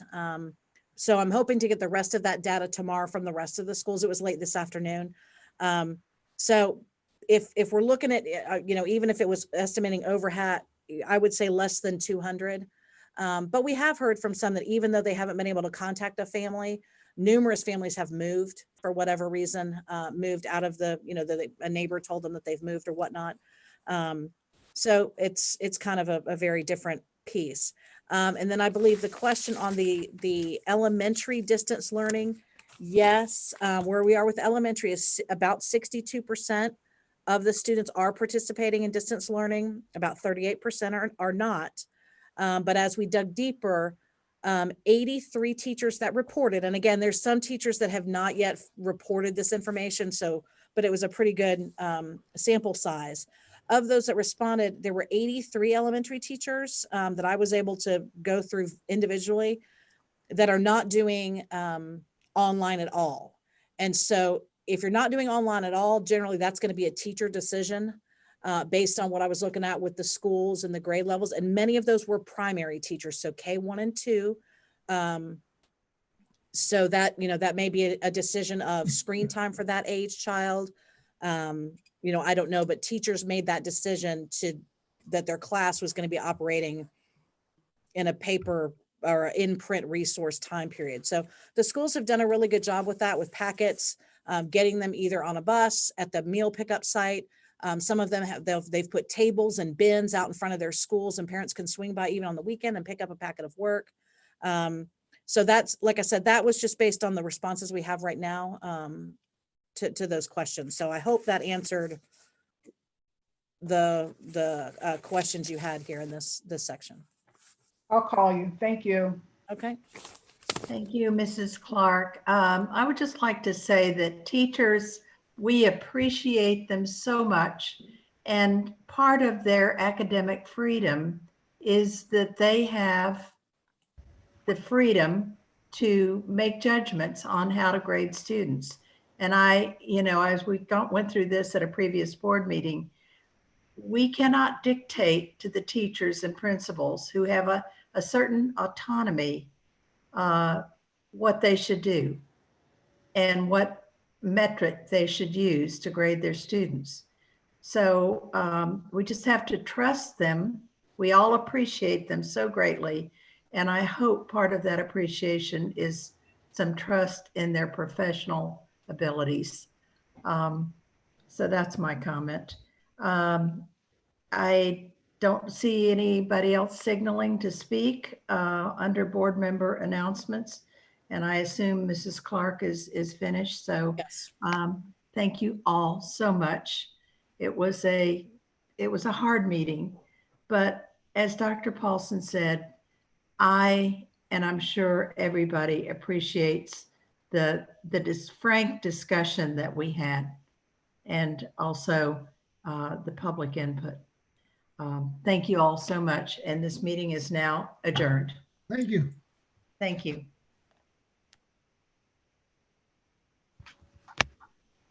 So we can exit the